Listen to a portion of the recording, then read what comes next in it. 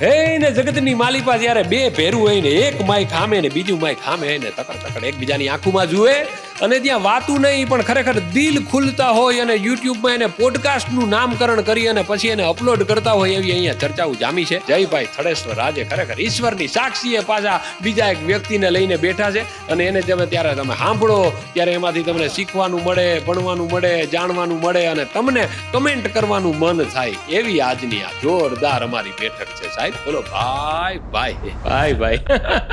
ડોક્ટરીમાંથી RJ radio jockey કેવી રીતે થયા? કોલેજની અંદર છે ને બહુ બધી મિમિક્રી ને એવું બધું કરતું. ક્યારેક સંજય દત્તના વર્ઝનમાં अरे बोला ना तेरे को क्या हुआ, तेरे को क्या मांगता है, माथा दर्द करता है, ये ले गोली, ये 50 पावर का नहीं 100 पावर का है.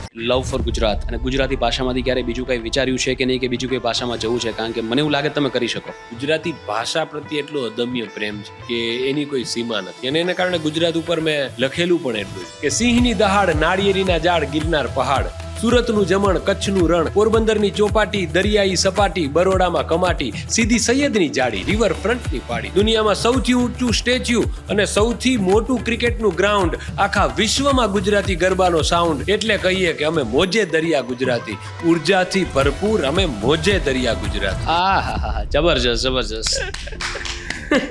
પ્રેમની પરિભાષા શું? What's the ideal relationship for you?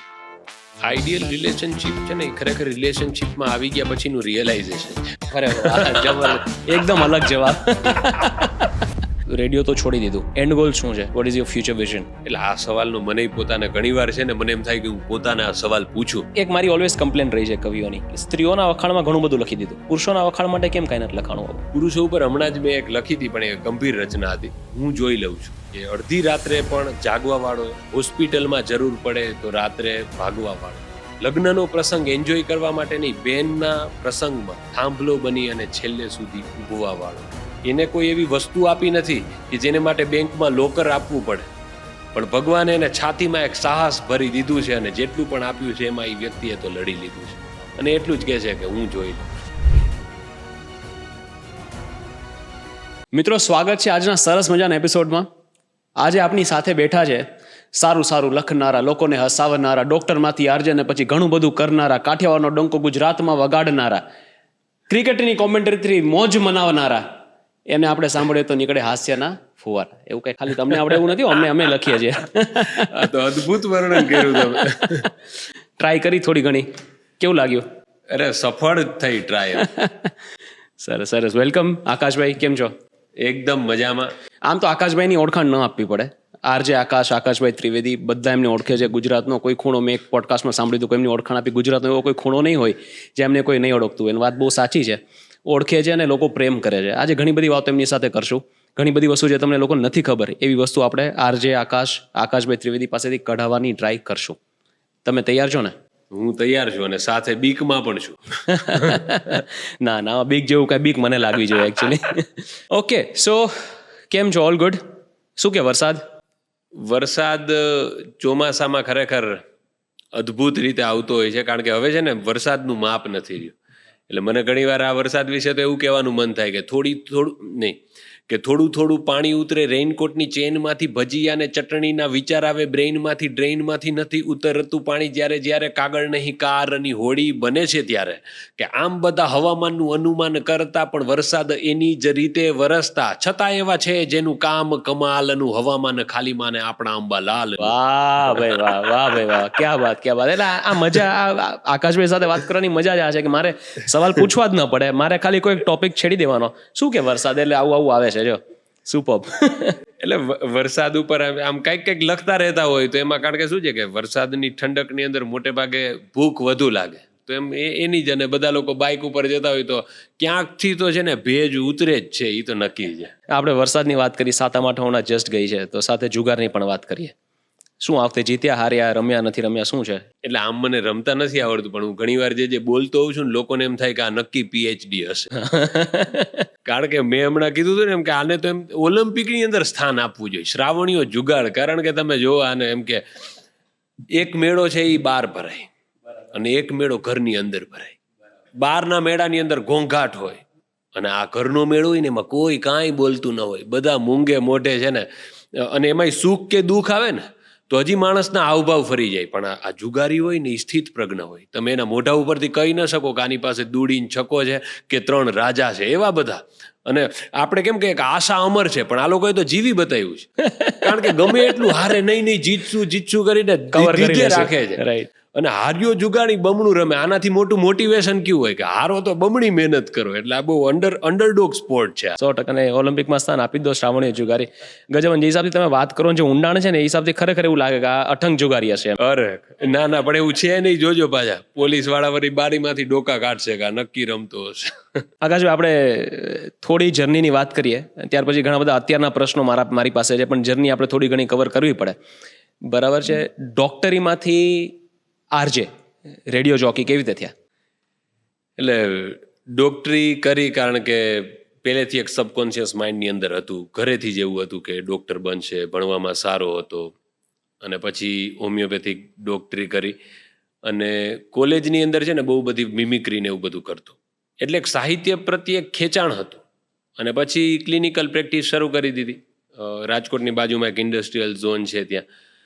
પણ ત્યાં બેઠા બેઠા જ્યારે દર્દીઓ ન હોય ને ત્યારે હું કંઈક છે ને લખી, અને ત્યારે એટલા બધા એડિટિંગ ટૂલ્સ નહોતા. એટલે મોબાઈલનું રેકોર્ડર ચાલુ કરું, લેપટોપમાં યુટ્યુબમાંથી કોઈ સોંગનું ઇન્સ્ટ્રુમેન્ટલ મ્યુઝિક શરૂ કરું, અને પછી જે મેં લખેલું હોય ને એ રેકોર્ડ કરું, અને પછી મિત્રોને મોકલું. એટલે મિત્રો હંમેશા કહેતા કે નહીં, તને બોલવામાં સારી પકડ છે. અને એક સમયે મારા એક ડેન્ટિસ્ટ મિત્ર છે ડૉક્ટર ચિરાગ મજીઠિયા, એ હંમેશા GIDC અપડાઉન કરતા. તો એણે જોયું કે આમાં રેડિયોમાં આરજેઇંગ તરીકેની એક આવી છે ભાઈ સ્કોપ, કે તારે ઓડિશન આપવું હોય તો. અને મેં ઓડિશન આપવાની શરૂઆત કરી, અને અંતે પછી ક્લિનિક બંધ થયું અને આરજેઇંગની સફરની શરૂઆત થઈ. આટલું સરસ ક્રિએટિવ વ્યક્તિત્વ GIDCમાં ક્લિનિકમાં બિચારું બેઠું હોય, અને ત્યાં એની ક્રિએટિવિટી આ રીતે એને બહાર લાવવી પડે કે મોબાઈલમાંથી ક્યાંકથી મ્યુઝિક ગોતી નાનું મોટું એડિટિંગ કરીને. ખરેખર દયા આવે સાહેબ, સારું થયું બધું બંધ કરી દીધું. બહુ રાઈટ જગ્યાએ છો તમે. એટલે ઘણીવાર પેશન્ટે મને એમ કહેતા કે ખરેખર સર તમે કોઈ ક્રિએટિવ વસ્તુ કરો. કારણ કે છે ને પેશન્ટ બધી ટાઈપના આવે, અને બહુ ને કાંઈ તાવ હોય, શરદી હોય. તો આપણા જેવડા જે પેશન્ટ હોય ને એમાં ક્યારેક હું આમ કયા વર્ઝનમાં હું નક્કી ન હોઉં. ક્યારેક સંજય દત્તના વર્ઝનમાં હોય કે अरे बोला ना तेरे को क्या हुआ, तेरे को क्या मांगता है, माथा दर्द करता है, ये ले गोली, ये 100 ग्राम का, 50 पावर का नहीं 100 पावर का है. તો આવું બધું કરતો. તો એને કારણે હંમેશા છે ને આડોશી પાડોશી, કારણ કે છે ને ક્યાંય પણ તમે આજુબાજુના લોકો હોય ને એને ખબર હોય કે આનું ઓરિજિનલ મન કઈ બાજુ છે. તો એ હંમેશા કહેતા રહેતા કે સર તમે આમાં કંઈકમાં ટ્રાય કરો. અને ટ્રાય કરી, અને ટ્રાય કરવામાં જો એને ગજબ થઈ ગયું.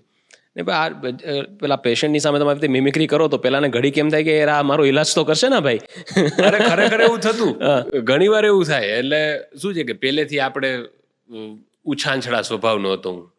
એટલે ક્લિનિક ઉછાંછડા બહુ તળપદો શબ્દ છે, થોડું ટ્રાન્સલેશન કરો. એટલે ઉછાંછડા એટલે એમ કે એને એક જગ્યાએ શખ ન થાય, એ એક જગ્યાએ ટકે નહીં.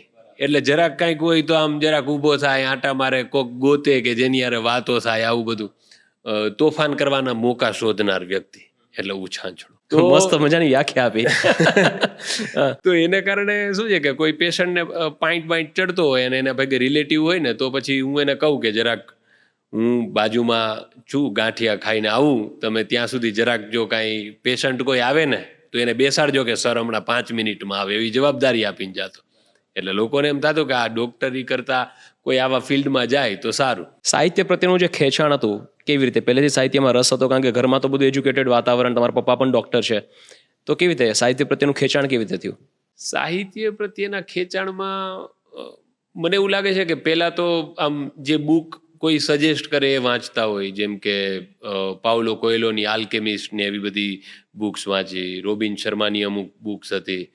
અને પછી ધીરે ધીરે હું આ બધું મિક્સ વાંચતો, અને એમાં ગુજરાતી જે કાંઈ પણ મરીઝ ને એ બધાના મેં શેરો વાંચ્યા ને, બેફામ સાહેબના શેરો વાંચ્યા, તો ત્યારથી મને એક જે શાયરીઓ અને ગઝલ પ્રત્યે ખેંચાણ આવ્યું. એટલે એ હું વાંચતો થયો, ને વાંચતે વાંચતે ક્યારે પોતાની લાગણીઓ એની અંદર ઉમેરતો ગયો ને એ મને ખ્યાલ ના આવ્યો કે ત્યારની અમુક રચનાઓ, જેમ કે મને કોઈ પૂછતા કે શું છે એમ કે આકાશ કેવો, તો હું ત્યારે એવું જવાબમાં કહેતો કે થોડો શાણો છું, થોડો સમણો છું, રંગે હું ઘઉં વર્ણો છું, મારી ઊંચાઈ જોઈને આહા ન કરો, ઊંડો આના કરતાં બમણો છું.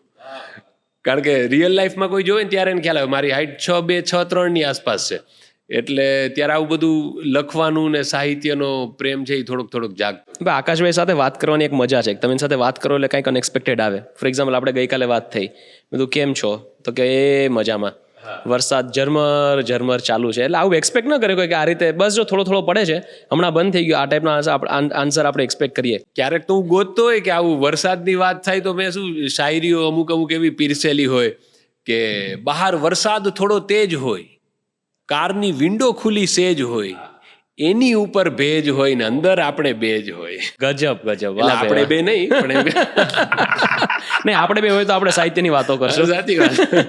પોડકાસ્ટનો હજી એક એપિસોડ નીકળી જાય. પછી શું થયું? તમે નક્કી કરી લીધું કે હવે ફિલ્ડ બદલવું છે, અહીંયાથી બહાર નીકળવું છે, તો ત્યાંથી રેડિયો સુધી પહોંચ્યા કેવી રીતે? એટલે પહોંચવાની સફર આમ શું છે કે બધા લોકોને ત્યારેય આર્જેઇંગમાં એવું કોઈ નહોતું કે ઓહો આ તો લાખોપતિ થઈ જશે, કરોડપતિ થઈ જશે. અને એમાં પણ ડોક્ટરીના 6 વર્ષ ભણ્યા પછી એટલે લોકોને તો બોલવા માટે મોકો મળે જ ને કે શું પણ એને આ તો બધું એને તે એક જણાની એક તો જગ્યાએ રોકી, હવે પ્રેક્ટિસ કરતો નથી, તું રેડિયોમાં જતો રહ્યો. અમુક રિલેટિવ આવું કે થાળી ભાંગીને વાટકો કર્યો. એટલે એમ કે મોટી વસ્તુમાંથી આ તો નાની વસ્તુ પકડી એમ. કારણ કે ડોક્ટરનું ડેઝિગ્નેશન છે એ ઓબ્વિયસલી સોસાયટીમાં એનું એક અલગ સ્થાન છે. પણ પછી ધીરે ધીરે રેડિયોની અંદર મેં શરૂઆત કરી. એટલે પહેલાં તો મને એમ થયું કે આ ખોટી જગ્યાએ આવી ગયા છે આપણે. કારણ કે બધી બાજુથી આપણે જે ધાર્યું હતું ને, કારણ કે માણસ છે ને નર્વસ હોય. પહેલી વાર એ બધા જીઆઈડીસી ગામડાના કલ્ચર કાઠિયાવાડી લેકા સાથે હું રેડિયો ઉપર આવ્યો એટલે એક પ્રકારનું એક પ્રેશર હોય. તો એને કારણે છે ને હું ફ્લેટ થઈ ગયો માઇક ઉપર. મને જેટલી પણ મિમિક્રી બોલવામાં જેટલા આરો અવરો કવિતાઓ કંઈ સૂજે નહીં. એટલે તમને પોતાને એમ થાય કે આવું ફ્લેટ તો કોણ બોલે. પણ પછી કારણ કે શું છે કે તમારી લિંક રેડિયોમાં જે બોલવાનું એને લિંક કે તો એમ કે સોંગનું ફેડર છે ડાઉન કરવું, માઇક ચાલુ કરવું, રેડિયોને પોઝ કરવો, પછી માઇક અપ કરવું અને પછી બોલવું, પછી અંદરનો અંડર લે જેને અમે કહીએ પાછળ જે મ્યુઝિક વાગે એ શરૂ કરવું, પાછું એને ફેડ આઉટ કરવું અને પછી બોલવું. લિંક તમારી પૂરી થાય. આ બધું તમારે જ કરવાનું ત્યાં બેઠા બોલતા. હા, એટલે ત્યારે હવે એ પાછું અંડરલે બંધ કરવાનું, બીજું સોંગ પ્લે કરવાનું, માઇક છે એ નીચું કરવાનું અને ફેડર પાછું સોંગનું અપ કરવાનું. તો આ બધી વસ્તુઓ છે ને આમ માસ્ટર ઓફ ઓર્કેસ્ટ્રા જેવું કામકાજ છે. તો એ બધું શીખતા છે ને થોડુંક મતલબ એકવાર હાથ બેસી ગયો ને પછી 2 થી 3 મહિને જે અંદરનું પાછું છે ને કલાકારીગીરી કે બોલવાની અંદર કંઈક આમ વાક છટા ઉમેરી એ બધું પછી શરૂ થયું. પણ એ થોડાક અઘરા હતા એ 2-3 મહિના. તમારી ભાષા કાઠિયાવાડી, ઉછેર કાઠિયાવાડી, કાઠિયાવાડમાં નાનેથી મોટા થયા, એમાં પણ તમે તો ગામડામાં ભણેલા છો. હું પણ કાઠિયાવાડી છું અને હું સુરતમાં ભણતો હતો. પણ આપણી ભાષા ને બધું માહોલ આજુબાજુનો કાઠિયાવાડી. અમારી સ્કૂલમાં પણ આરજે હન્ટ માટે લોકો આવેલા, પણ મેં એવું વિચારીને અપ્લાય ન કર્યું કે આપણી તો ભાષા આટલી બધી કાઠિયાવાડી છે ને આરજેમાં શુદ્ધ ગુજરાતી જોઈએ, તો મેં અપ્લાય જ ન કર્યું. તો તમને એ વિચાર કેવી રીતે આવ્યો કે આ ચાલશે? કેવી કંઈ ખબર જ નહોતી? એટલે હું છે ને 2011માં અગેન આવું ઓડિશન આવેલું અને એમાં કારણ કે કોલેજની અંદર આવું બધું બોલતા હોય એટલે બધા કહે કે આમાં ટ્રાય કરવી જોઈએ. એટલે હું પહોંચેલો અને મને ખબર નહીં કે આમાં પૂછે શું. તો એ લોકોએ કરંટ અફેર શરૂ કર્યા. તો એમાં અમુક બધી વસ્તુ આપણે વાંચતા હોય એટલે આપણને ખ્યાલ હોય. તો પછી એણે પૂછ્યું કે રામદેવજી મહારાજની પત્નીનું નામ શું? એટલે મેં તો ખબર નહીં, મેં કીધું એની પત્નીનું નામ મને નથી આવડતું. તો કે એને પછી કે પત્ની છે જ નહીં કે. એટલે આવું થયું. પછી હું તો આવી ગયો પાછો. મને એમ થયું કે હવે આમાં આપણને આવી એક બેઝિક વસ્તુ ન આવડી એટલે મને એમ કે નહીં ભેગું થાય. પણ ત્યાં તો હું શોર્ટ લિસ્ટ થઈને ટોપ 3માં એ લોકોએ મને એનાઉન્સ કર્યો. પછી ઇન્ટરવ્યૂમાં એણે પહેલી વસ્તુ એ કીધી કે અત્યારે તમે શું કરો છો? મેં કીધું હું BHMSમાં છું અને 4th યરમાં છું. તો કોલેજ મૂકવી પડશે, આ ફૂલ ટાઈમ જોબ છે. મેં કીધું હે? તો મેં કીધું પછી એટલે ત્યાંથી જ પછી શું કહે VRS લઈ લીધું અને પછી અગેઇન પાછો 2016માં મોકો મળ્યો. એટલે પછી આમાં 2016માં મોકો કેવી રીતે મળ્યો? પાછું ઓડિશન માટે કંઈ પેલું કોઈ સ્પર્ધા કે એવું કંઈ હતું? એટલે આરજે હન્ટ પાછું આવ્યું અને ત્યારે હું ક્લિનિકના 3 વર્ષમાં રોજ તાવ, માથું, શરદી, ઉધરસ, ટાઇફોઇડ, મેલેરિયા બધી દવાઓના બધા ચક્રની અંદર હતો. અને મેં કીધું મારો જન્મ કંઈક વિશેષ કરવા માટે, મારી અંદરનો કલાકાર બીમાર થઈ જશે એટલે એ એક છે ને આમ એક આમ મોનોટોની લાગતી હતી. અને એને કારણે અને ત્યારે કેવું હતું કે એટલું બધું આમ વિઝન નહોતું. એને કારણે હું આ કરી શક્યો. મને એવું લાગે છે કે મને ખાલી એટલી ખબર હતી કે આના કરતાં મને આમાં વધારે મજા આવે. પણ એમાં એમ કે શું મળશે, કેટલીક સફળતાઓ મળશે, એ આપણે એ પોટલું ખોયલું નહોતું. અને ઓડિશન આવ્યું અને કુલદીપસિંહ કલેર એની પાસે હું ગયો. એટલે પેલું એણે મને કીધું મને કે શું કરશો એ કે. એટલે આપણે આમ કોઈ પણ ઇન્ટરવ્યૂની શરૂઆત થાય તો એમાં મને મિમિક્રી આવડતી, એટલે ત્યારે કોઈને પણ ઇમ્પ્રેસ કરવા માટે મિમિક્રી છે એ મારું મેઇન હથિયાર હતું. એટલે મિમિક્રીમાં એટલે મને કે શું કે ચલો એક સિચ્યુએશન ઉપર કાંઈક બોલો જોઈએ. તો મેં બાજીરાવ ત્યારે રિલીઝ થયેલું, તો રણવીર સિંહને મેં બનાવ્યો રાજકોટનો બાદશાહ અને નાના પાટેકરને મેં બનાવ્યો જુનાગઢનો બાદશાહ. અને પછી મેં એમાં ઓડિશનમાં આખી લિંક બનાવી કે ચિત્તે કી ચાલ બાજ કી તલવાર और बाजीराव की तलवार पर संदेह नहीं करते और यहाँ पे आपको पता है कि मैं गुजराती हूँ, हमारी सेना गोंडल चौकड़ी से लेके गोंडल की चौकड़ी तक खड़ी है. અને પછી નાના પાટેકરને સામે ગોઠવું કે આ કોણ છે નાના સાહેબ પેશવા, ये बाजीराव, ये कौन है बाजीराव, इसने हमारे जूनागढ़ पे आक्रमण किया है. તો આવું બધું મેં બનાવ્યું તો એમને ક્રિએટિવ લાગ્યું કે આ બધી વસ્તુ અત્યારે જે તું બોલ્યો એ અપ ટુ ધ માર્ક નથી. બરાબર, અવાજ સારો છે એમાં, બરાબર, પણ કે આને પ્રયાસ સારો મઠારવી હતો, રાઈટ. એટલે એને મઠારીને પછી એ કે મને કે તું પ્રીમેડિટેટેડ એટલે કે આ વખતે આવું 2-3 દિવસ પછી સરખું આનું ફોર્મેશન કર અને પછી પ્રેઝન્ટ કર. તો પછી મેં એને પ્રેઝન્ટ કર્યું અને એમને ગમ્યું. પછી બીજા રાઉન્ડમાં ગયો, ત્રીજા રાઉન્ડમાં ગયો. તો ત્રીજા રાઉન્ડમાં પહોંચ્યો તો અમદાવાદથી ટીમ આવેલી, એટલે બરોબર આવું કંઈક વરસાદી માહોલ હતો, જૂન મહિનાનો સમય હતો અને વરસાદ હતો. તો એ લોકોએ ગાંઠિયા મગાવ્યા અને ગાંઠિયા મગાવ્યા એટલે હું સાંઈરામને સાંભળતો, એટલે એમનું મને ખબર. મેં કીધું ઓહો ગાંઠિયા મગાવ્યા રાજકોટમાં. મેં કીધું ગાંઠિયા એ ફક્ત ગાંઠિયા જ નથી, ચણાના લોટમાં વણેલી કવિતા છે. સાંઈરામ સાહેબે બોલેલું. તો એ મેં કીધું, એને થયું કે આ વ્યક્તિ અહીંયાનું બધું આ જાણે છે, એટલે એણે મને મુંબઈ ધક્કો માર્યો. હવે ટોપ 3માં આરપી જેને કહેવાય રિજિયોનલ પ્રોગ્રામિંગ હેડ, એણે કીધું કે ચલો. એટલે હવે નોર્મલ વાતચીત થાય તો ત્યારે તો મારું ભાષા ઉપર આમ એટલી પણ પકડ નહીં, આપણને રુચિ હતી પણ આપણે સર્વગુણ સંપન્ન નહોતા. એટલે એને કારણે હિન્દી જે હું બોલું ને, હિન્દીની અંદર ऐसा लेखा कि मैं डॉक्टर था लेकिन अब मुझे आना है इसमें. એને તો મને પૂછ્યું કે શું કામ આમાં આવું, તો એને ખ્યાલ આવી ગયો કે આનું હિન્દી છે એ બાવા હિન્દી જેવું સાઉન્ડ કરે છે અને આપણી રેડિયોની આમાં છે ને થોડુંક પ્રીમિયમનેસ નહીં જળવાય, એટલે એણે ના પાડી. પણ પછી અહીંયા જે પાજી હતા એ રાજકોટમાં એ સમયે પ્રોગ્રામિંગ હેડ હતા. એને ખબર હતી કે ભાઈ જો એક જ વ્યક્તિની જરૂર હોય તો અમદાવાદમાં ખાલી 4 લોકો લઈ લે, દિલ્હીમાં 4 લોકો લઈ લે, બીજાની જરૂર જ નથી. પણ રેડિયો છે એ લોકલ લેંગ્વેજ, ત્યાંનો વ્યક્તિ છે એ જાય તો ચાલે. તેણે એનો આગ્રહ કર્યો કે તમે આને સિલેક્ટ કરો અને એણે મને સિલેક્ટ કર્યો અને પછી ત્યારથી ગાડી ચાલી પડી. વાહ ભાઈ, રાજકોટ વાળાને મજા પડી ગઈ. રાઈટ. નહીં પણ કોઈને કલાકારની ઓળખ થવી એ પણ બહુ મહત્વનું છે કલાકારની કારકિર્દી માટે. તમને રાઈટ ટાઈમ પર રાઈટ માણસ મળી ગયા. જો કે આ બધું લખેલું હોય છે, કનેક્ટિંગ ધ ડોટ્સ, પાછળ વળીને જો એમ લાગે કે નહીં રાઈટ ટાઈમ પર છોડ્યું, રાઈટ ટાઈમ પર પાછું હન્ટ આવ્યું. પછી છોડી કેમ દીધું રેડિયો? રેડિયો પછી કેવું છે કે ઘણી બધી જગ્યાએ છે ને એ રેડિયો પછી નડવા લાગ્યો, કારણ કે ultimately it's a corporate culture કે જેની અંદર તમે અમુક કોન્ટ્રાક્ટ્સથી બંધાયેલા હો, અમુક કામ તમે કરી શકો ન કરી શકો, પ્લસ તમે જે એ દરમિયાન જે ક્રિએટ કરો એના આઈપી રાઇટ્સ એ લોકો પાસે હોય. તો એને કારણે પછી ઘણી બધી બહાર ઓપોર્ચ્યુનિટી આવતી હતી અને મેં પોતે ફીલ કર્યું કે 2016માં હું જ્યારે માનો કે કોઈ કોન્ટેસ્ટ અનાઉન્સ કર્યો, કાંઈ કર્યું, તો ધડાધડ મેસેજીસ છે બધા લોકોને આવી જાય, ફોન મંડે આવવા. અને 2021માં જ્યારે મેં છોડ્યું ત્યારે એ જ બધી વસ્તુઓ પણ એ બધી ફ્રીક્વન્સી ઘટતી હતી. લોકો પાસે અલગ અલગ એપ્લિકેશન ફોનમાં મંડી આવવા, ઓટોમેટિક બ્લૂટૂથથી કનેક્ટ થાય. એટલે મને એવું લાગે છે કે લોકોએ પછી પસંદ કર્યું કે એક તો રેડિયોની પસંદના ગીત સાંભળવા, એ લોકોની પસંદની એડવર્ટાઇઝ સાંભળવી, એના કરતાં અડધી મિનિટની એડવર્ટાઇઝ સાંભળી અને પોતાના સોંગ તમે સાંભળો. તો એના કારણે મને એવું લાગ્યું કે રેડિયો પોતે છે ને ફેડ આઉટ થઈ રહ્યો છે. અને વચ્ચે તો મને દિશાહીન પણ લાગ્યો કે એ લોકોને ખબર નથી કે રેડિયો ઉપર કાંઈ કરાવવું છે કે ડિજિટલ ઉપર તમે કાંઈક કરો. તો હવે આ બધી વસ્તુ કેવી છે કે આ ક્રિએટિવિટી છે. જે ક્લેરિકલ કામ હોય ને એની અંદર જોબ હોઈ શકે કે આજે 9 થી 5 આ કર્યું, કાલે આ કર્યું, કાલે આ કર્યું. હવે આમાં તો તમને પરાણે જો તમે સર્જન કરવાની કોશિશ કરો ને તો એમાં સાહિત્યનું વિસર્જન થઈ જાય. એટલે એને કારણે પછી મને એવું થતું હતું કે આ પ્રેશર હેન્ડલ કરવા કરતાં, બધી વસ્તુઓમાં કોર્પોરેટ વસ્તુઓ કરતાં એમ કે ઇન્ડિવિજ્યુઅલ કલાકાર તરીકે જો ડોક્ટરી છોડી શક્યા તો એમ કે રેડિયો છોડીને પણ સર્વાઈવ કરી લેશું. એન્ડ ગોલ શું છે? રેડિયો તો છોડી દીધું, હવે as a freelancer individual as a creator તમે કામ કરો છો. એન્ડ ગોલ શું છે? What is your future vision? એટલે આ સવાલનો મને પોતાને ઘણીવાર છે ને મને એમ થાય કે હું પોતાને આ સવાલ પૂછું, કારણ કે અમુક ફિલોસોફી છે ને મેં જીવનમાં વાંચી છે અને ઉતારી પણ છે કે અમુક બહુ નબળો સમય હોય ને ત્યારે માણસ છે એ ગોતતો હોય કે આ બધું શું કામ, આપણે જ કેમ આ તે. તો અમુક જે છે ને, માનો કે ફાનસ હોય હાથમાં, તો એનાથી તમને 1 કિલોમીટર દૂરનું ન દેખાય, પણ તમારે જે ડગલું માંડવું છે ને એટા પૂરતું દેખાય.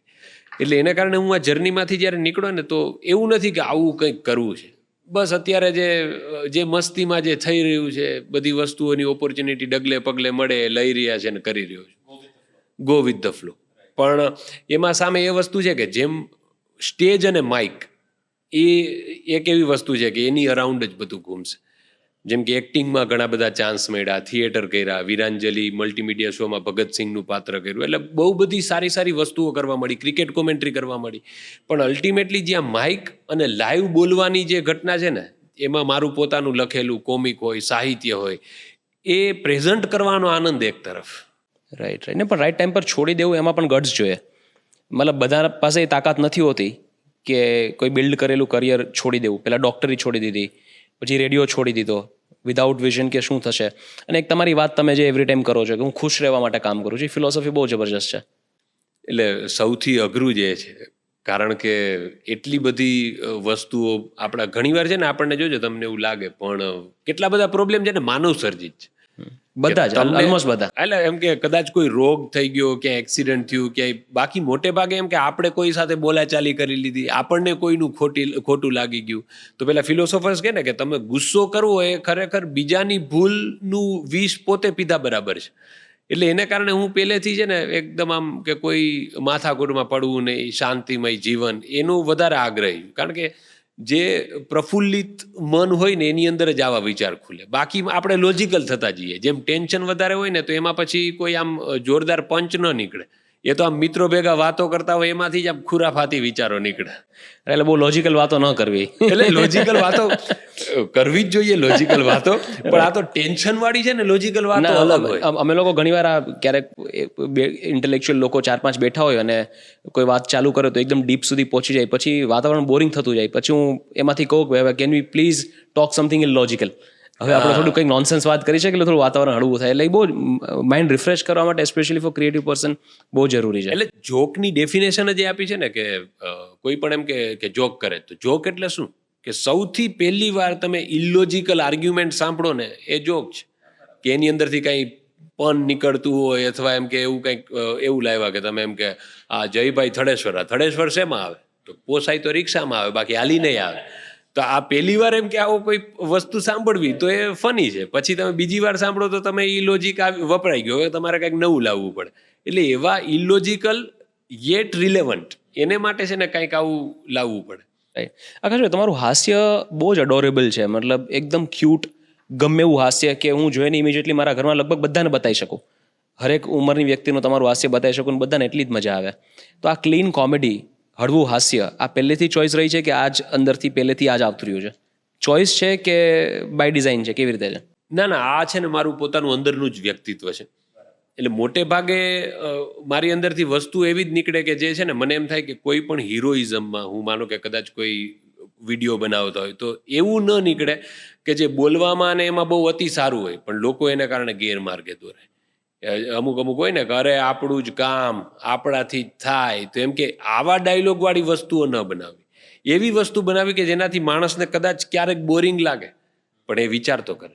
એની અંદર હાસ્ય હોય પણ અમુક એવા હું ભારેખમ ગુજરાતી શબ્દ વાપરું ને કે લોકો અમુક વાર કમેન્ટ કરતા હોય છે કે એ પછી શબ્દની ચર્ચા કરે કે આવો પણ એક શબ્દ ગુજરાતીમાં છે કે આ તો ઘણા વખતે આ શબ્દ સાંભળ્યો. તો એ બધી વસ્તુનો આનંદ છે. રાઈટ. તમે ઇન્સ્ટાગ્રામમાં અત્યારે આસ્ક મી એનીથિંગ મૂકો તો મોટાભાગના લોકો આ ક્વેશ્ચન પૂછશે કે ભાષા પર આટલી જબરજસ્ત પકડ કેવી રીતે આવી? ભાષા ઉપર પકડ, એમાં તો આપણા જ બધી વસ્તુઓ વાંચેલી છે. જેમ કે મને એક તો સંસ્કૃતનો અતિશોખ. હા, એમાં પણ એકવાર ડ્રામા હતો, 9મા ધોરણમાં હતો હું, અને એમાં નારદ મુનિનો રોલ આપ્યો મને કે નારદ મુનિ પૃથ્વીનું ભ્રમણ કરવા નીકળે છે. અને એમાં એ ચાલુ નાટકે મારી વીગ છે એ પડી ગઈ અને લોકો હશે. હું પાછો ફિટ કરી અને મેં તો ચાલુ કરી દીધું કે માનો કે નારદ છે એ પહેલી વાર ચા જોવે છે. તે એને એમ થાય છે કે ઇદમ ચાયપાનમ કિમ સ્વર્ગલોકે તું સુરાપાનમ ભવતી સોમરસ પાનમ ભવતી ચાયપાનમ નપી કૃતમ નવા શ્રુતમ તત્પાસ્વૈ ધનમ અપી મામ અપી ચાયમ દાસ્ય અહમ અપી ચાયપાનમ કરતું ઈચ્છામી. તો આ સંસ્કૃત છે ને એ મને બહુ અપીલિંગ લાગતું. એમ કે જટા કટા હસા ભ્રમ ભ્રમણ નિલિમ્પ નિર્ઝરી વિલોલવી જીવલ્લરી વિરાજમાન વર્ધની, તો આ શિવ તાંડવ છે. તો આ બધી વસ્તુઓ ઘણી બધી એમ કે સામવેદથી માંડીને ઘણું બધું મેં વાંચેલું. એના પછી સૌરાષ્ટ્રની રસધાર, પછી ચારણી સાહિત્ય, ઝવેરચંદ મેઘાણીની જ બુક છે કે ચારણી સાહિત્ય અને લોક સાહિત્ય કે શું કામ કહેવાય છે. તો આ બધી વસ્તુઓ ધીરે ધીરે ગૂંથાતી ગઈ અંદર. મેં તમને કીધું એમ કે મરીઝ, બેફામ, શૂન્ય પાલનપુરી, સૈફ પાલનપુરી, બધું વાંચતા વાંચતા છે ને આ બધું અંદર ઘડાતું ગયું. અને મને પ્રેમ, અદમ્ય પ્રેમ ગુજરાતી ભાષા પ્રત્યે. એટલે જે મને આવડતું હોય ને એ ઓટોમેટિક છે ને બોલવામાં, કેમ લોકોને ઇંગ્લિશ વર્ડ યુઝ કરવાના આવે એવી રીતે મને છે ને ઓટોમેટિક નાભીમાંથી ગુજરાતી બહાર આવે. ને આ કેવા કેવા શબ્દો અદમ્ય, ને આ મારા પોડકાસ્ટમાં બધા શબ્દો પહેલી વાર લોકો કમ્પ્લેન કરતા હોય છે કે તું ઇંગ્લિશ ઓછું રાખ, ગુજરાતીમાં બોલ. એમ આજનો પોડકાસ્ટ લોકોને મજા આવશે. અદમ્ય એટલે ગુજરાતી વિશે હું કહું જ કે હોય પોતાનું ગામડું કે હોય પોતાનું શહેર, બધા બોલો ગુજરાતી પોતપોતાને ઘેર. અંગ્રેજી શીખવી એ ખૂબ સારી બાબત છે, પણ અંતે યાદ રાખજો કે બટર અને ઘીમાં ફેર. હા. નહીં, ખૂબ. આ બધું તમે એટલે આ પ્રોફેશનમાં આવી ગયા પછી વાંચવાનું ચાલુ કર્યું કે પહેલેથી આ બધું વાંચન રહ્યું છે? ના, વાંચન છે ને, વાંચન અને લખાણ જેવું આવડતું એવું પણ એ પહેલેથી કોન્સ્ટન્ટ રહ્યું છે. કે હું ત્યારની રચનાઓ છે ને મને એવું લાગે છે કે એટલી ડીપ નથી, ખાલી અંત્યાનું પ્રાસવાળી હતી. ઘરમાં કોઈ એવો કોઈ માહોલ ખરો કે કોઈ બધા ભેગા થયા ને કોઈ આવી કોઈ નાની એવી એક્ટ કરી દીધી, લોકો પ્રોત્સાહિત કરે, કે એવો કોઈ માહોલ હતો કે? એટલે આ માહોલ એટલો બધો નહીં, પણ છે ને મારા મોસાળનું કુટુંબ રહ્યું ને, મમ્મી સાઈડ, માસીઓ, એ બધા આવી રીતે એકબીજા ફેમિલી મેમ્બરની મિમિક્રી કરવી ને એમાં બધા માસ્ટર. એટલે મને એવું લાગે છે કે થોડું ઘણું ત્યાંથી ગળથુથીમાંથી આ વસ્તુ આવેલી હોય એવું બને. થોડો મિમિક્રી ઉપર ટાઈમ સ્પેન્ડ કરીએ. કોઈ ગુજરાતી કલાકાર, કોઈ ફેમસ ગુજરાતી કલાકાર, નરેશભાઈ પણ હોઈ શકે, મલ્હાર પણ હોઈ શકે, કોઈ પણ હોઈ શકે, એની કોઈની મિમિક્રી કરીને બતાવી શકો અત્યારે? નરેશ કનોડિયા કે હું આમ તો બધા કહેતો હોઉં છું કે અમે છીએ ગુજરાતી, અમને શું ઉપાધિ છે. નરેશ કનોડિયા અમને પર્સનલી પૂછે છે કે કોની માએ સવા શેર સૂંઠ ખાધી છે, બરાબર? એટલે આવા ડાયલોગ કે ના ગોરાંદે, ના મને જવા દે, ના નાથ, ના તમારે નથી જાવું નાથ, ગોરાંદે આ મારી ફરજ છે ને મારે જવું જ પડશે. તો નરેશ કનોડિયા, સ્નેહલતા મેડમ, તો એ આ બધું એક જમાનામાં હતું. પછી મિમિક્રી કરવામાં હું સાંઈરામ દવેની મને મિમિક્રી આવડે છે, પણ મેં ક્યારેય ક્યાંય કરી નથી. એટલે આ કદાચ પહેલી વાર હશે. કે ગાંઠિયાની વાત કરીએ તો ગાંઠિયા એ ખરેખર આપણા સૌરાષ્ટ્રનું એવું ઘરેણું છે કે એને તમે જ્યારે ખાઓ ત્યારે તમારું આત્મા છે એ તૃપ્ત થાય છે, સાહેબ. એમને એવું જ લાગે, સાયરામ જ બોલે છે એવું લાગે. હા, એટલે ઘણા બધા લોકો એમાં, હજી તો મને ઘણા બધાની આવડે છે, પણ મને keep them coming. Yes, પણ આપણી પાસે બહુ સમય છે. keep them coming. કરતા પેલું થાય છે કે એમ કે અમુક લોકો સાથે શું મારે રિલેશન એટલા સારા છે, એ લોકો એન્જોય કરશે, કરો. ઇવન પછી જય વસાવડા સર, અરે પ્લીઝ એમનું પ્લીઝ, હા, એની પણ ઘણી વાર કરતો. નહીં પ્લીઝ કરો. કે હું તો તમને કહેતો જોઉં છું કે આ તો કે હવે તમે ફ્રેન્કી કહો છો, આને તો રોટલીનું ભૂંગળું કહેવાય, આ તો અમને મારા મમ્મી આપતા હતા, આમાં કઈ નવું નથી, આ તો તમે ખાલી એને ફેરવો છો, શબ્દ ફેરવો છો. તમે આ તો બધા બહુ મહાન મોટા કલાકારો છે, એ લોકોની એક સર્ટન કેરેક્ટરિસ્ટિક્સ હોય કે ભાઈ એ એક અલગ રીતે જ વાત કરતા હોય, એમની પર્સનાલિટી અલગ હોય, તો તરત તમે એની મિમિક્રી કરી શકો. તમે સામાન્ય માણસની પણ કરો છો, કોઈની સાથે 5 મિનિટ સ્પેન્ડ કરી હોય અને એના વ્યક્તિત્વને તમે એ રીતે ડીકોડ કરી લો કે એની જેમ તમે બોલી શકો. હા, એટલે એ રીતે હું ઘણા સગાવાલા હોય, મિત્ર હોય, એવા ઘણા લોકોની મિમિક્રી કરતો. મારી કરી શકો અત્યારે? ના, એમ ના થાય. એમાં તો એને માટે હજી આપણે, મને એવું લાગે છે, પણ તમારામાં એવું કામ ઢબ નથી. અમુક છે ને આમ ઢબ કે એવું કંઈક પકડાઈ જાય ને, અમુક વાર ટેક્સચર પ્લસ ઢબ અને ભાવ, આ બધી વસ્તુઓ મળે ને ત્યારે નીકળે આ વસ્તુ. એ ઢબ એકાદી ડેવલપ કરવી પડશે મને લાગે. ગજબ. આપણે તમારા હાસ્યની વાત કરતા હતા કે એકદમ ક્લીન ક્લિયર કોમેડી. તો આ જે બધું લખાણ છે, આની ઇન્સ્પિરેશન ક્યાંથી આવે છે? તમારું લખાણ બહુ જ ઓન પોઈન્ટ, જબરજસ્ત, રિલેટેબલ, એ સમયના માહોલ સાથે મેચ થતું હોય એ ટાઈપનું આવે છે. તો તમે પોતે જાતે જ લખો છો બધું, કોઈની મદદ લો છો? લખવાનું સૌથી વધારે છે ને મને આનંદ આવે છે, અને એમાં ઘણીવાર શું છે કે લોકોને એમ થાય કે આ તમે કોની પાસે લખાવો છો, ત્યારે કારણ કે આપણે શું બધી વસ્તુઓ હું પોતાનું જ ક્રિએશન, એ મારો અલ્ટિમેટ ગોલ રહ્યો છે. કે અમુક સમયે આપણે માનો કે મરીઝ સાહેબનો શેર કહેતા હોય તો એમાં આપણે બોલી દેતા હોય કે મરીઝ સાહેબની આ સુંદર મજાની રચના છે. બાકી જે લખવાની પેલી છે ને, તેમાં 2 વસ્તુ, એક તો હાસ્ય, અને બીજું કે કોઈ પણ વ્યક્તિ જે નબળું ફીલ કરી રહ્યો હોય, જે દુવિધામાં હોય, એને માટે કંઈક છે ને મોટિવેશનલ કંઈક વસ્તુઓ લખવી, આનું મને સૌથી વધારે પેલું રહ્યું છે. મારી ઘણી બધી એવી રચનાઓ છે કે જેમાં છે ને આ દબાયેલો અવાજ કે જે બહાર આવતા બીવે, ખાલી એના મિત્ર વર્તુળ શું કહેશે, લોકો શું કહેશે, એને કારણે બહાર ના આવતા હોય, તો ઘણી બધી વસ્તુઓ છે ને મેં એવી લખેલી છે કે જે થોડીક મોટિવેશનલ હોય અને હાસ્ય, આ બંને મારા માટે વધારે પ્રિય. રાઈટ. તમને ક્યારે એવો અનુભવ થયો, ક્યારે શરમ આવી, નર્વસનેસ સ્ટેજ ઉપર માઇક સામે ક્યારે થાય હજી કે? એટલે આમ તો છે ને એવી કે માઇક આવે એટલે જે ન આવતું એ પણ પછી દિમાગમાં આવવા માંડે ને ખુલે? એટલે એવું તો થાય, પણ છે ને અમુક વાર ક્ષોભમાં મને એવું લાગે છે કે હું અમુક વાર ક્યારે મુકાણો હતો કે જ્યારે નવું રેડિયો શરૂ કર્યું અને કોઈ ઇવેન્ટ હોય એમાં લઈ જાય કે અરે અમારા આરજે આવે છે. હવે મને એમ થાય કે ત્યારે હું કંઈ આટલો ફેમસ હતો નહીં, રેડિયો વાળા ઓળખે ખાલી, મને કોઈ ઓળખે નહીં. તો ત્યારે આમ ચીફ ગેસ્ટની જેમ ત્યાં ઊભું રહેવું નહીં, મને બહુ શરમ આવતી. કે માનો કે કોઈ એક વ્યક્તિ હોય જેને તમને ક્યાંક સાંભળ્યા હોય કે અરે આ તો રેડિયોમાં છે, આને લઈ જાઓ, અને બીજા 10 વ્યક્તિઓને તમારામાં કોઈ ઇન્ટરેસ્ટ ન હોય, એને તમને સાંભળાય નથી ને એને ખબર જ નથી કે તમે કોણ છો. અને આપણે એવું ત્યારે કોઈ પ્રદાનય કર્યું નહોતું કે એને કંઈ ખ્યાલ હોય. તો એમ કે કોઈ પણ આવી મોટી ઇવેન્ટ હોય અને એમાં એમ કે જોરદાર નામ ઘોષિત કરે અને આપણને ત્યારે મને બહુ શરમ આવતી કે કોઈ ઓળખતું છે નહીં ને આજે ગા ગા કરે છે, 4 વિશેષણ લગાડી દીધા, લોકોને કેવું લાગશે. વિશેષણ, અનધર ગ્રેટ વર્ડ. તમે કોમેન્ટ્રી કરવાની ચાલુ કરી, રાઈટ, અને લોકો ખરેખર બહુ એન્જોય કરે છે તમારી કોમેન્ટ્રી. અને પેલું લવારીમાં પણ તમે વિરાટ કોહલી ઉપર જે કવિતા લખી હતી, માઇન્ડ બ્લોઈંગ, શું લખ્યું હતું, આપણે એનાથી ચાલુ કરીને પછી કોમેન્ટ્રી વિશેનો તમારો અનુભવ થોડો ડિટેલમાં કહો. ઓકે, એટલે વિરાટ કોહલી વાળી રચના તમને એ રચના સંભળાવો. યસ. એટલે એ આ છે ને ઓરિજિનલી મેં એકવાર રાજકોટની અંદર ખંડેરી સ્ટેડિયમમાં ઇન્ડિયા અને ઓસ્ટ્રેલિયાનો મેચ હતો. એટલે મેં હાર્મોનિયમ લીધું અમારે મ્યુઝિક પ્રોડ્યુસર પાસેથી અને વિડીયોગ્રાફર સાથે હું પહોંચ્યો. હવે પછી કલ્પના એ હતી કે ભાઈ કાઠિયાવાડનો કોઈ કવિ છે, જો એને કોમેન્ટ્રી કરવાનો મોકો મળે તો એ શું કરે કે હે એને જગતની માલિપા લીલાછમ ગ્રાઉન્ડની અંદર જ્યારે એને ભારતવાળા ને ઓસ્ટ્રેલિયાવાળા હામા એને મેચ રમતા હોય ત્યારે એને પેલો ડેવિડ વોર્નર ચીગમ ચાવતે વિરાટ કોહલીને કહે છે કે ઓલ ઇઝ વેલ બોલ, ઓલ ઇઝ વેલ. ત્યારે એને મરદ મૂછાડો અનુષ્કાનો ઘરવાળો દાઢીવાળો વિરાટ કોહલી એટલું બોલ્યો તો કે ઓલ ઇઝ વેલ તમારે ત્યાં હોતા છે, અહીં તો જમણો હાથ તમે ડાબા હૃદય રાખો ને હા મોજ હા બોલો, ત્યાં તો ટેન્શન છે એ કૂદીને હાથમાં ફાડચે હમાઈ જાય. બોલો ભાઈ ભાઈ ભાઈ ભાઈ. ગજબ ગજબ ગજબ. એટલે આની પણ મેં તમને કહ્યું ને કે ક્રિકેટ કોમેન્ટ્રી વાળી વસ્તુ પણ ક્યાંથી આવી કે હું છે ને રવિ શાસ્ત્રીની મિમિક્રી કરતો, હર્ષા ભોગલેની મિમિક્રી કરતો, ટોની ગ્રેગ, પછી આપણા અરુણલાલ, તો આ બધાની મિમિક્રી કરતે પછી હું ગુજરાતીમાં પણ બોલતો. ત્યારે એવી આપણને ખબર નથી કે આવો ચાન્સ મળશે કોમેન્ટ્રી કરવાનો કે Dhoni finishes the things off in a style, it's a magnificent hit in the crowd and it's an Indian captain who's been absolutely magnificent into the night of final. Yes, you can see MS Dhoni 91 from 79 deliveries.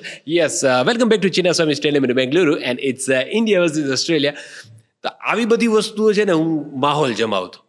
પણ પછી જ્યારે આ કેવું છે કે આ તો ગોખેલી વસ્તુ હતી, હું નેચરલી મને કાંઈ ઇંગ્લિશ એટલું આવડતું નહીં કે હું એમ કે એ વસ્તુને વધારે એક્સટેન્ડ કરી શકું. એ પછી છે ને હું ગુજરાતીમાં બોલતો, ગ્રુપની અંદર લાઈવ મેચ જોવા ગયા હોય ત્યાં, તો એ પકડ છે ને એ મારી અંદર આવી ગઈ અને એને કારણે જ્યારે ચાન્સ મળ્યો ત્યારે એમાં સિલેક્ટ થઈ ગયા. ખરેખર કોઈ ગુજરાતી કવિને કોમેન્ટ્રી કરવાનો ચાન્સ આપ્યો અને ભાઈ જલવો બતાવી દીધો. ને ખરેખર બહુ મસ્ત. બીજું મેં તમારું સાંભળ્યું હતું પેલું, આ તો એના કેપ્ટનનું નામ પેટ કમિન્સ છે ને આપણે કોઈના પેટ પર પાટું ન મારી. અરે ભાઈ ગજબ હતું એ તો. મતલબ આમ જોઈએ તો બહુ ઇલોજિકલ કોમેડી, આપણે નોર્મલી કે ભાઈ આ તો રહેવા દે, પણ બહુ મસ્ત હસવું આવ્યું અમે યાર. સારું યાદ કરાવ્યું, મેં આ બધું બનાવેલું છે. રાઈટ. પેલું કાચબા સાથે વાત કરતા હતા, હું હજી તમારા લખાણની જ વાતો કરું છું. કાચબા સાથે વાત કરતા, ભાઈ તું થોડોક સમજ, તારી પેઢીઓએ પેલા સસલાને હરાવેલા છે, હવે થોડોક સ્પીડ પકડા છે, તે સુધરી જા, 250 વર્ષ થયા તને. એમાં કેવું થયું હતું, દારે સલામમાં શો હતો. હા, એટલે અમે હું, મિલિંદ ગઢવી, વિરલ રાજ બધા શો કરી અને બીજે દિવસે દારે સલામથી જાંજીબાર ટાપુ પહોંચ્યા. ત્યાં પ્રિઝન આઇલેન્ડ, અને ખરેખર અવડા મોટા, પેલું કાઠિયાવાડમાં શબ્દ છે ટબ્બા જેવું, એવડા મોટા કાચબા. એટલે મને કાચબાને જોઈને ઇન્સ્ટન્ટ વિચાર આવ્યો. હા, મેં કીધું આને ખબર નથી આટલો, મેં કીધું પહાડી પડછંદ વ્યક્તિત્વ તારું, તારા નામે આ લોકો અગરબત્તીઓ વેચે અને એ મચ્છર ભગાડવાની. એટલે અને મેં કીધું તને એમ કે રેસમાં તું જીતી ગયો છો તું સસલા સામે, પણ મેં કીધું આ બેઠાડું જીવન તને શોભે મારો ભાઈ. તો એ આખે છે ને મને અંદરથી જ સ્ફૂર્યું કે આ તો કાચબાને સલાહ દેવી પડે, મોટિવેટ કરું. એટલે આ બધું નોર્મલ હાસ્ય છે, આ બધું કદાચ આપણા બધાના જીવનમાં થતું હશે. આપણે બધા એવી વાતો કરતા હશું કે ભાઈ આને કે કઈ આની પેઢીએ સસલાને હરાવેલી, મતલબ મને તો બહુ ગમી ગયું એ પેલું હાથીવાળું પણ જબરજસ્ત હતું. હા, હાથી બતાવવાના જુદા ને ચાવવાના જુદા, ને તારા નામે લોકો રેફરન્સીસ આપે છે નેગેટિવ માણસોને. હા, સાચી વાત છે. એટલે હાથીને એ હું દુબારે કરીને જગ્યા છે કર્ણાટકમાં. એટલે હાથીને જોઈને મને એ જ વિચાર આવ્યો કે કારણ કે કેવું આપણે કેવી વસ્તુઓ જોડી દીધી કે તારા તો ચાવવાના જુદા ને બતાવવાના જુદા, તો કે આવું ક્યાં હોય, તો કે હાથી પાસે, તો કે આ રેફરન્સ લઈ લીધો. એટલે આપણે ઘણી બધી વસ્તુઓ છે ને નેચરમાંથી કેટલી બધી એડોપ્ટ કરી છે કે મોરના ઈંડાને ચિતરવા ન પડે. તો અહીંયા સાહિત્ય ભાષા જીતે છે. મોર છે ઈંડા ના આપે, ઈંડા તો ઢેલ આપે, ઢેલ કાંઈ એટલી બધી પચરંગી નથી હોતી, પણ ભાષા છે ને એમાં સત્યમ શિવમ સુંદરમ, કે જે સત્ય છે, પછી શિવમ એટલે કે પોતાનું ચૈતન્ય, અને સુંદરમ એટલે કે જે સૌથી વધારે સરસ મજાનું હોય ને. તો સુંદરતા છે ને એ સર્વોપરી છે. એક છે સત ચિત આનંદ, કે એક પોતાનું સત એટલે કે કન્સાઇન્સ, ચિત કોન્શિયસનેસ, અને આનંદ એટલે કે બ્લિસફુલનેસ. તો જ્યારે કલાકાર હોય ને એને સત્યમ શિવમ સુંદરમનું પેલું આપ્યું છે, તો એમને સવલત આપી છે કે તમારા માટે એમ કે ભાષામાં કદાચ બની શકે કે વૈજ્ઞાનિક ધોરણે ખરું ન ઉતરતું હોય એ બધી તમે વાપરવાની છૂટ, બાંધછોડ કરી શકો. તો જ આપણે ચાંદાને કોઈના મુખ સાથે સરખાવી શકીએ, બાકી શક્ય નથી. મને કોઈ વાત કરી હતી સૌથી ખોટા માણસો હોય ને દુનિયામાં તો કવિઓ.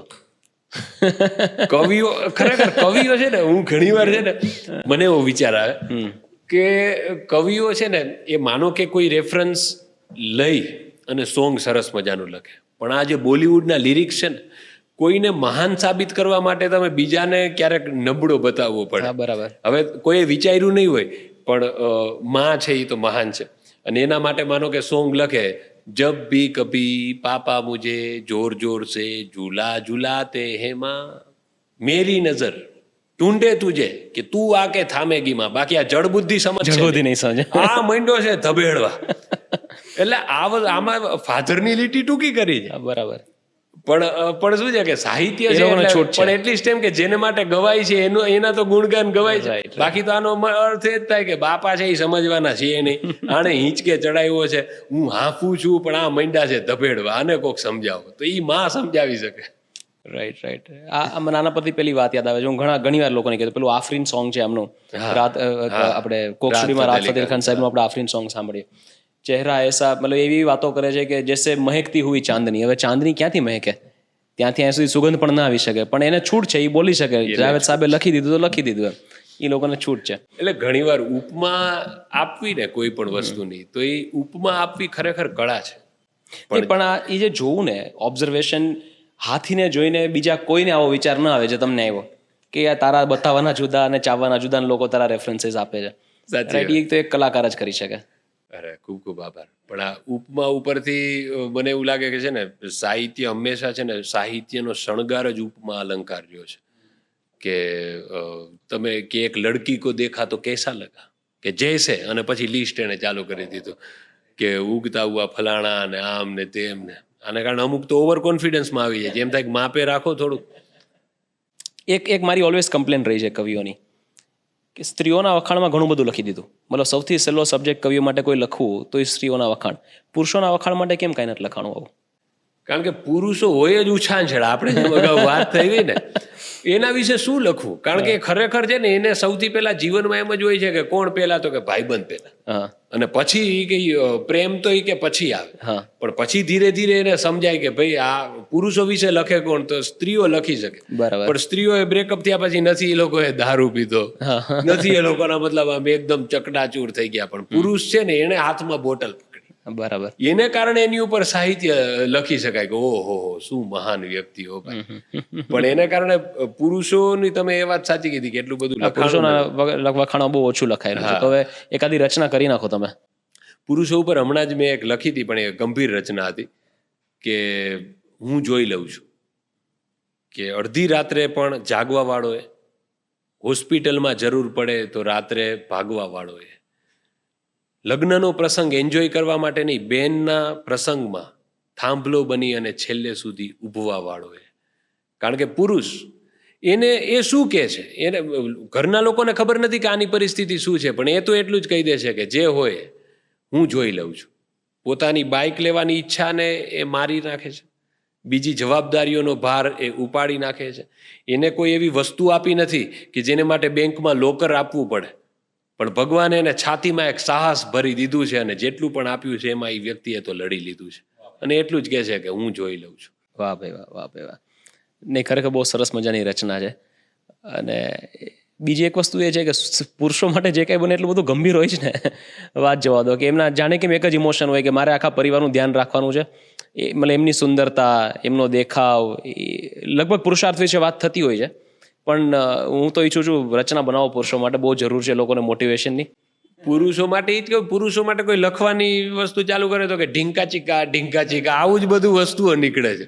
કારણ કે એને પુરુષ છે ને ખરેખર આપણે કહેતા હોય ને કે ટોપરા જેવો છે, બહારથી કઠોર પણ અંદરથી એકદમ મૃદુ સ્વભાવનો વ્યક્તિ છે. એટલે નાભીમાંથી શબ્દો આવે છે મૃદુ, મૃદુ ને વિનમ્ર ને અમુક લોકોને તો હવે આપણે પોતાના ગુજરાતી ભાષાના શબ્દોનું જ આપણે ભાષાંતર કરવું પડે કે આનો મતલબ શું થાય. સાચી વાત છે, એ દુઃખની વાત છે. હા, ના પણ છતાંય બની શકે. જે ભાષા છે ને એ અતિ જો આવી રીતે સાહિત્યમાં બંધાઈ જશે ને તો એ ટકે નહીં. એટલે એને કારણે એનું એડપ્ટેશન થવું જોઈએ. લોકો પોતપોતાની રીતે બોલતા હોય. હવે આપણે જ કેટલી વસ્તુઓ આપણી રીતે બોલતા હોય. હવે જેમ કે આ કયો એરિયો છે, તો હવે એરિયાનું એરિયો કરી નાખવું, બરાબર. તો એ બધી વસ્તુઓ કોઈ પણ એ બધા કરતા જ હોય કે આ બધી વસ્તુઓ તો કે આપણે તો પેર શબ્દ હોય તો આપણે એનું જોડીઓ, તો એનું અરે પેરોમાં લઈ લેજો ને, તો આપણે ઘણી વસ્તુ એવી વિશેષણ લગાડી દેતા હોય. પણ એના કારણે ટકે છે કે જેમ કે એમ છે, પણ લોકો બોલી રહ્યા છે ગુજરાતી, સમજી રહ્યા છે, તો એનો વિશેષણ. સાચી વાત છે. જાવદત્ત સાહેબે બહુ મસ્ત વાત કરી છે કે કોઈ પણ ભાષા જ્યારે ચોખ્ખી મંડે ને થવા અને લોકોને એવું વલણ હોય કે આ ભાષાને એકદમ ચોખ્ખી કરવી, ચોખ્ખી જ બોલવી, એટલે એ ભાષાનું પતન થતું જાય. પછી એક બહુ સરસ મજાની એક લાઈન બોલ્યા હતા, મને તમારી જેમાં આટલું બધું યાદ નથી રહેતું, પણ એ લાઈનમાં ઘણા બધા શબ્દોનો ઉલ્લેખ હતો. બંદૂક, સંદૂક, ટેબલ, નાનો છોકરો, દરવાજો, બારણું, ઘણા બધા શબ્દોનો ઉલ્લેખ હતો. અને આ હરેક શબ્દ અલગ અલગ ભાષામાંથી આવેલો છે. ફોર એક્ઝામ્પલ આપણે વાત કરીએ મેઝ, રાઈટ, તો મેઝ શબ્દ પ્રોબ્લી ઇટલીથી આવેલો છે. બંદૂક, સંદૂક તો આ એરેબિક વર્ડ છે, એક વર્ડ ટર્કીથી આવેલો છે, એક વર્ડ સાઉદીથી આવેલો છે. તેવા ઘણા બધા આપણી ગુજરાતી ભાષામાં ઘણા બધા શબ્દો છે જે દુનિયાના ખૂણે ખૂણામાંથી આવેલા છે. હવે આ બધા શબ્દોને આપણી ભાષામાંથી કાઢી નાખો તો ભાષા મુરઝાઈ જશે. સાચી વાત છે. એટલે ભાષા, કોઈ પણ વસ્તુમાં વૈવિધ્ય ભળે ને ત્યારે જ એ વસ્તુ છે એ વધુ વૈવિધ્ય. હા, બહુ મજા આવે છે ખરેખર. સુપર. આપણે ડાયરાની વાત કરીએ, રાઈટ. ડાયરા સાંભળવાની મને બહુ મજા આવે. ઘણા બધા લોકો, મતલબ મારા પ્રોફેશનલ સર્કલમાં લોકોને ખબર પડે કે આ ડાયરા સાંભળે તો કે તું ડાયરા જેવો દેખાતો તો નથી. કોઈ રીતે માનવામાં ના આવે કે તું ડાયરા એન્જોય કરે, પણ હજી આજની તારીખે કોઈ પ્રસંગમાં ડાયરો હોય તો હું ચપ્પલ કાઢીને પલોઠી વાળીને ડાયરો સાંભળવા બેસી જાઉં. મને બહુ જ ગમે. આજના જમાનાના જે ડાયરા થાય ને, પહેલાના અલગ હતા. પહેલાના બહુ થોડા આધ્યાત્મિક ડાયરા હતા. હવે થોડુંક જમાના પ્રમાણે રેલેવન્ટ કરવા માટે મર્દાનગી, બાકાજી ને એવી બધી વાતો થતી હોય તો આપણે એમ થાય કે યાર આ થોડું હવે ડિગ્રેડ થઈ રહ્યું છે. તમારું શું કેવું છે? એટલે ડાયરો છે ને એ ખરેખર એનું આમ ઇતિહાસ તમે જુઓ ને તો સૌથી પહેલા આ કેમ સ્ટેન્ડઅપ કોમેડી શબ્દ છે, તેવી રીતે કલાને રજૂ કરવા માટેનો મંચ છે ને એ સૌરાષ્ટ્રની અંદર મોટે ભાગે કહાનીઓ અને એની વચ્ચે ગીત, અને એમાં પણ લોકગીત, અહીંયાથી ડાયરાની શરૂઆત થઈ. એટલે કે મોટે ભાગે કોઈ એવી મનોરંજનવાળી સીધી વાત ન હોય કે આજે આપણે તમને જે ગમે છે એવા 10 ગીત સાંભળશું, એવું નહીં. એ લોકો છે એ સરસ મજાનું વાતાવરણ માંડે કે એક હજી તો મૂછના દોરા ફૂટ્યો હોય એવો એક છોકરો, અને એના કરતાં તો એની જે ભાલો હોય એ મોટો હતો, અને પોતાની પટ્ટી ઘોડી છે એને સરસ મજાની નવરાતો હતો, ને ત્યાં હાકલ પડી કે એકો છે એ મારીને જાય છે, આપણા રાજાને મારીને જાય છે, અને એ આખું આનું વર્ણન કરે. અને એટલે લોકોને એ કથા ખબર પડે કે ઓકે, હાલાજી નામનો વ્યક્તિ છે, પટ્ટી નામની ઘોડી છે, કોઈ એ દુશ્મને હુમલો કર્યો છે ને હવે એ ભાગી ગયો છે, કોઈનાથી પકડાતો નથી, અને આણે પોતાની ઘોડી ઉપર ચડી અને જે એને ઘોડીને સરસ મજાની એકદમ લાત મારી અને ખુખાર થઈને પાછળ દોડી અને પોતાનો ભાલો ફેંકો, અને સીધો એમ કહેવાય છે કે એ વ્યક્તિ સોતો ઘોડાને ચીરતો જમીનમાં ખૂપી જાય છે, ને પછી એ લલકારે, હાલાજી તારા હાથ વખાણું કે પટ્ટી તારા પગ. તો આ છે ને ડાયરો છે કે એની અંદર લોક સાહિત્ય છે, લોક વાર્તાઓ છે. હવે માનો કે આ ઘટના બની ગઈ તો આનું સાહિત્યનું મોણ નાખીને છે ને તમને પીરસાય છે કે એક વસ્તુનું તમારે, ત્યારે તો ક્યાં ચલચિત્ર તો હતા નહીં, કોઈ પણ વસ્તુના વિડીયો હોય નહીં, તો એ આખું દ્રશ્ય તમારી સાથે છટાથી ઊભું કરી દે ડાયરો. અને એની વચ્ચે છે ને આ બધા ભજન ને એ બધી વસ્તુ આવે. એટલે ડાયરા એટલે એકલા ગીત નહીં, એની અંદર ભજન પણ છે, સંતવાણી પણ છે અને લોક સાહિત્યની વાતો છે. હવે જેમ કે અમુક વસ્તુઓ જેમ કે આપણા ગરબા છે બરોબર, તો એમ કે ત્યારે ગવાતા કે લેકે લાલ દરવાજે તંબુ તાણિયા રેલો. હવે ત્યાંનો રાજા બાદશાહ બહુ મિજાજી રે, આખા એના તમે લિરિક્સ વાંચો ને તો એની અંદર છે ને એ છોકરીને સંદેશો આપે છે કે અમદાવાદની અંદર લાલ દરવાજાએ બાદશાહના તંબુ છે એટલે એવી રીતે નીકળવું કે કારણ કે એ મિજાજી છે. તો આ ગરબો છે આનો, લેકે લાલ દરવાજે તંબુ. તો છે ને એને કારણે આપણે કેટલી બધી વસ્તુઓ છે ને એ એન્ટરટેનમેન્ટથી આપણે ખરેખર કન્વે કરીએ છીએ. એટલે ક્યારેય એવું નથી થયું કે શુદ્ધ વસ્તુઓ આપણે જે સંસ્કૃતિની હોય ને એ લોકોને એઝ ઇટ ઇઝ આપીએ છીએ, આપણે એને છટાથી આપીએ છીએ, આપણે એમાં સાહિત્ય ઉમેરીને આપીએ છીએ એટલે એ જળવાય અને લોકોને સાંભળવી ગમે. તમે વાત કરી હતી કે હું કોઈ પણ સામાન્ય સિનારીઓને ડાયરાની ભાષામાં બદલી શકું છું. અત્યારે આપણે બેઠા છીએ, સરસ મજાનો માહોલ જામ્યો છે, આપણે બેઠા છીએ, એ વાતને આપણે ડાયરામાં વર્ણવી હોય તો કેવી રીતે કરીએ? હે ને જગતની માલિપા જ્યારે બે ભેરું હોય ને એક માય ખામે ને બીજું માય ખામે ને તકડ એકબીજાની આંખોમાં જુએ અને ત્યાં વાતું નહીં પણ ખરેખર દિલ ખુલતા હોય અને યુટ્યુબમાં એને પોડકાસ્ટનું નામકરણ કરી અને પછી એને અપલોડ કરતા હોય એવી અહીંયા ચર્ચાઓ જામી છે. એક ભાઈબંધ પૂછે છે અને બીજો એનો જવાબ દે છે અને બીજો જ્યારે ન બોલે ત્યારે પાછી નવી વાતું કાઢી અને સરસ મજાની વાતું એને ડાયરાવાળી વાતું, જીવનની વાતું, સાહિત્યની વાતું એને કણાક કરતા બીજાના કાને પડે અને એને સારું લાગે એવા હેતુથી એને જયભાઈ થડેશ્વર રાજે ખરેખર ઈશ્વરની સાક્ષીએ પાછા બીજા એક વ્યક્તિને લઈને બેઠા છે અને એને ત્યારે તમે સાંભળો ત્યારે એમાંથી તમને શીખવાનું મળે, ભણવાનું મળે, જાણવાનું મળે અને તમને કમેન્ટ કરવાનું મન થાય એવી આજની આ જોરદાર અમારી બેઠક છે સાહેબ. ઓહો, ગજબ! આ બહુ અઘરું છે ભાઈ, બહુ જ અઘરું છે. Is very daunting. સુપર યાર, સુપર. Hats off. આમાં છે ને મોટે ભાગે આવું જ્યારે થતું હોય ને એમાં ન અંગ્રેજી શબ્દ આવે અને એવા દેશી તળપદા શબ્દો કે જે ખરેખર આપણે કેમ ગુજરાતી ભણતા ને ત્યારે નીચે ટિપ્પણી આવતી કે એની અંદર છે ને લખ્યું હોય કે આનો અર્થ શું થાય. એવા થોડા તળપદા શબ્દોની વાત કરીએ. એવા અમુક શબ્દો તમે કહી શકો ત્યારે કે જે નોર્મલ ભાષામાં ભૂલાઈ જ ગયા હોય, લોકોને યાદ જ નથી. મને એક યાદ છે, બાલોસિયું. ખબર છે બાલોસિયું એટલે શું? ના. બાલોસિયું એટલે ગેસ કરો છો. બાલોસિયું એટલે આમ છોકરાને પેલું પોતડી પહેરાવે એવું કઈ? નજીક છે. ઓકે. હા, એને એક રીતે જોઈએ તો છોકરાઓ સાથે કઈ લેવા દેવા નથી આ શબ્દને. બરાબર. પણ થોડું નજીક. બાલોસિયું એટલે ઓશિકું. ઓશિકું, ઓહો, એને બાલોસિયું કહેવાય. બરાબર. તો આવા અમુક શબ્દો છે ભૂલાઈ જ ગયા છે. ઘણા ડામચ્યો કે જ્યાં ગાદલા ગોદડાનો થપ્પો હોય, પછી રાભડા જેવું જે મોટે ભાગે છે ને ગલુડિયા માટે જ આ શબ્દ વપરાતો કે એકદમ છે ને રૂષ્ટ પુષ્ટ હોય ને એને એમ કે રાભડા જેવું. એ કાઠિયાવાડી ભાષાની ખાસિયત છે, રાભડા જેવું એમ બોલે ને. રૂષ્ટ પુષ્ટ એ પિક્ચર લોકોના દિમાગમાં જાતે જાતે ઊભું થઈ જાય. પછી આપણે હમણાં જ વાત થઈ હતી કે ટબ્બા જેવું, કોઈ પણ વસ્તુ મોટી હોય. પછી ભંભોટિયું એટલે એ ભંભોટિયું એટલે એકદમ આમ કદાવર, થોડુંક આમ ગોળ મટોળ હોય. તો એવા ઘણા બધા શબ્દો છે કે જ્યારે આમ યાદ કરવા પડે કે આ શબ્દો હવેની બોલચાલ. આ જેમ કે ગામડાના લોકો હોય કે શિરાવું, વાડું કરવું, તો વાડું કરવું એટલે રાતનું જમણ. રાઈટ. રોંઢું કરવું એટલે સાંજનો નાસ્તો. શિરાવું એટલે સવારનું શિરામણ. તો આ બધા ઘણા બધા શબ્દો છે કે જે હવે તો બહુ બોલચાલમાં જ નથી. રાઈટ. મજા છે કાઠિયાવાડી ભાષાની, ખરેખર બહુ મજા છે. તમે આરજે રહ્યા છો, તમારા વાઈફ પણ આરજે રહ્યા છે, રાઈટ? હવે એવો સિનારીઓ હોય કે ઘરમાં સ્વાભાવિક મતભેદો થતા હોય અને બેઉ બોલવામાં આટલા જબરજસ્ત, રાઈટ? તો એ ઝઘડો કેવો હોય? મને તો ક્યારેક વિચાર આવે. સાચી વાત છે. એટલે એને કારણે છે ને બહુ ધ્યાન રાખવું પડે. હા, કારણ કે જેમ તમારી ભાષા ચોખ્ખી ને એમ એ શબ્દમાં વજન પડે. હા, અરે સીધો ખુશ થાય કે આ વિચારેલો શબ્દ છે અને એ જ શબ્દ કહેવામાં આવ્યો, એના કારણે બની શકે કે સામેવાળું પાત્ર વધારે ઇન્સ્ટિગેટ થાય. અને સામેવાળું જ્યારે ભાષા સમજતું એટલી સારી રીતે વધારે શક્યતા છે. હા, એટલે એ સાચી વાત છે. કારણ કે એમને એમ છે ને ખબર હોય કે એમને એમ કઈ બોલતા જ નથી.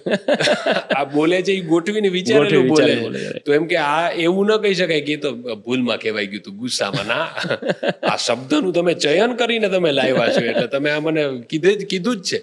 નહીં, પણ ખરેખર બહુ સારી વાત છે કે તમારું મતલબ જીવનસાથી પણ એવું ટેલેન્ટેડ છે કે જેની સાથે તમે ઇન્ટેલેક્ચ્યુઅલ ડિસ્કશન કરી શકો. અને એસ્પેશિયલી સેમ પ્રોફેશન, સેમ ફિલ્ડથી હોય તો કેવી મજા આવે વાતો કરવાની. એટલે ખૂબ જ. કારણ કે કેવો માહોલ હોય કે માનો કે તમે ગાડીમાં જતા હો તો જેટલા પણ હોર્ડિંગ્સ દેખાય તો ક્યારેક એ કોઈ હોર્ડિંગ, કારણ કે શું રેડિયોમાં વીઓ કરતા વોઇસ ઓવર કે આ છે ફલાણી હોસ્પિટલ, હવે આવી ગઈ છે એસજી હાઈવે પર, તમે આવો છો, આવી બધી વસ્તુઓ કે હવે સારવાર ફક્ત હવે આંગળીના ટેરવે, કારણ કે મોબાઈલ પર ડાયલ કરો. તો આવું બોલતે બોલતે જતા હોય. ક્યારેક માનો કે કોઈ એવી ઘટના બને, જેમ કે જો બાઇડને એમ હોય કે હવે આ પ્રેસિડેન્શિયલ પેલું નથી, તો એની ઉપરની કોઈ માનો કે મીમ વાંચીએ તો એની ઉપરથી પોતાની ક્રિએટિવિટી આવે કે જો બાઇડને ખરેખર બધું ડન કરી નાખ્યું, કે પછી અને આવી વસ્તુમાંથી જ સ્ક્રિપ્ટ નીકળે કે આ સરસ છે નહીં. તો ખૂબ મજા આવે ચર્ચાની. તમારા ઘરે મહેમાન આવતા હશે ને તો ખરેખર બહુ મજા આવતી હશે.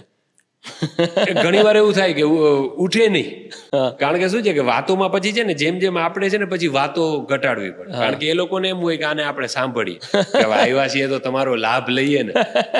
તો એને કારણે આપણને એમ થાય કે માહોલ હોય ને તો જ વસ્તુની મજા. સાચી વાત છે. તો એ માનો કે કોઈ જોક છે એ બની શકે કે યોગ્ય જગ્યાએ કહેવાય તો જ વર્ક કરે, બાકી એની ઇફેક્ટ ના આવે. પણ એને એમ હોય કે કાંઈક બોલો મજા આવશે, કાંઈક બોલવાનું હજી સૂઝ્યું નથી. આપણે ડાયરાની વાત કરતા હતા. અત્યારે ક્યારેક એવું લાગે કે થોડી અતિશયોક્તિ થાય છે કે જ્યારે મર્દાનગીની વાત કરતા હોય, મતલબ પેલી તમે વાત કીધી ને કે કોઈની લીટી ટૂંકી કરવી, અત્યારે લીટી ટૂંકી કરવાનું કામ વધારે થતું હોય ને એવું લાગે છે. એટલે કોઈ પણ વસ્તુમાં જ્યારે કોમર્શિયલિઝમ વધુ આવી જાય ને, કે માનો કે એફિશિયન્સી કરતા ફક્ત ને ફક્ત ફેસ વેલ્યુ, એટલે માનો કે કોઈની ઉપમા આપી દઈએ અને એ ઉપમા ઉપર આપણી અંદરની વસ્તુઓ કેળવવી ને એ વધારે જરૂરી છે. એટલે માનો કે ભવ્ય ભૂતકાળ છે આપણું, પણ એ વસ્તુના ગુણો જે એ લોકો જીવતા એ વર્તમાનની અંદર ઉતારવાને એ ખૂબ અઘરા છે. એટલે ફક્ત આપણે એવું ન થવું જોઈએ ક્યાંય પણ કે આપણે કોઈ વસ્તુથી ફૂલાઈ જઈએ. હકીકતમાં એવું હોવું જોઈએ કે આપણામાં પણ એ એફિશિયન્સી કેમ આવે. કોઈ પણ તમે આપણે મહાન વ્યક્તિની વાત કરીએ, યોદ્ધાની વાત કરીએ, તો અત્યારે માનો કે કોઈ આપણી ઉપર આક્રમણ નથી કરવાનું, પણ અત્યારે માનો કે સોશિયલ મીડિયા, નબળા વિચાર અથવા ડિપ્રેશનનું આક્રમણ થાય તો શું આપણું મગજ છે એ આક્રમણ સામે લડવા માટે સજ્જ છે? કે આપણે કોઈ પણ વસ્તુમાં રમત છે ને, રમત એને આપણે બહુ ઇગ્નોર કરી દીધી. આપણો અંગૂઠો છે એ વધારે દોડે છે. તો એમ કે બોક્સ ક્રિકેટ તો બોક્સ ક્રિકેટ, હું તો બહુ સારી બાબત માનું છું કે એ આવે છે તો લોકો પાછા રમતા થયા. પિકલ બોલ હોય, પોતાના સોસાયટીની નીચે બેડમિન્ટન હોય, રમત રમી અને શરીર સૌષ્ઠવ કેળવવું નહીં ખૂબ જરૂરી છે. વિવેકાનંદે કીધું છે કે તમે કદાચ ધાર્મિક પુસ્તકો છે એના 2 પાના ઓછા વાંચતો ચાલશે, પણ તમે એ કે છે ને સારી રીતે શરીર છે ને એ તમારું પડછંદ હોવું જોઈએ.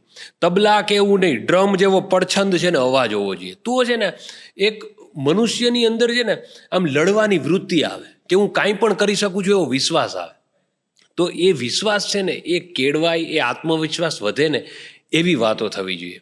ફક્ત આપણે ખાલી હું તમને સારું લગાડવા માટે બોલું અને તમે હા પાડો એટલે સત્ય નથી થઈ જતું. એટલે ક્વોલિટી છે ને આપણી અંદર એ એવી હોવી જોઈએ કે આપણે કોઈ પણ પરિસ્થિતિ સામે છે ને ઝૂકીએ નહીં. માત્ર રાણાની રીતે બોલીને રાણો નથી થઈ જવાતું. ખૂબ જ, એટલે એમ કે તમે 10-20 પુશઅપ મારી શકવા જોઈએ, તમે દોડી શકવા જોઈએ, તમારામાં એ બધી જ એબિલિટી હોવી જોઈએ કે જે મહાન વ્યક્તિઓની અંદર હતી. તો છે એ એકદમ ચરિતાર્થ થાય કે કંઈ પણ ખોટું થતું હોય તો ત્યાં તમે છે ને બોલી શકવા જોઈએ કે ભાઈ આ વસ્તુ વ્યાજબી નથી.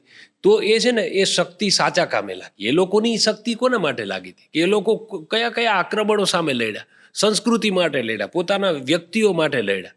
તો અત્યારે એવી કોઈ વસ્તુઓ નથી સામ્રાજ્યવાદની, પણ અત્યારે જે કોઈ પરિસ્થિતિ તમારી હાજરીમાં કંઈ થતી હોય તો ત્યાં એટલીસ્ટ વાતચીતથી નિવેડો આવે એવી હંમેશા બધાની કોશિશ રહેવી જોઈએ.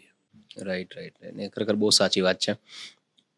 આકાશભાઈ, છેલ્લા 5 વર્ષથી કદાચ થોડું વધારે 2017-18 થી કહી શકું તમે ધીરે ધીરે થોડી ફેમ મળવાની ચાલુ થઈ? હું તો ફેમની અંદર તો છે ને હનુમાન કૂદકો કહીશ. અચ્છા. 2017 સૌથી પહેલો મારો વિડીયો જે ચાલેલો ને હતો ક્રિકેટનો ડાયરો. હા, પેટી લઈને આવી જ રીતે ડાયરામાં વર્ણન કર્યું હતું.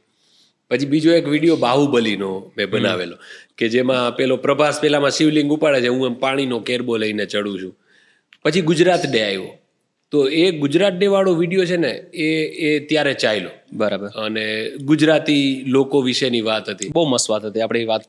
હા, એટલે એ જે હતું ને એમાં બધું આવું હતું કે આપણે ગુજરાતી એમ કે એ સિમલા ફરે, મનાલી ફરે, દેશ વિદેશ ફરે, પણ સર્કલ આખું ન ફરે. ઈ છે ઈ શોર્ટકટ લે, આવી બધી વાતોથી એ વિડીયો બનાવેલો.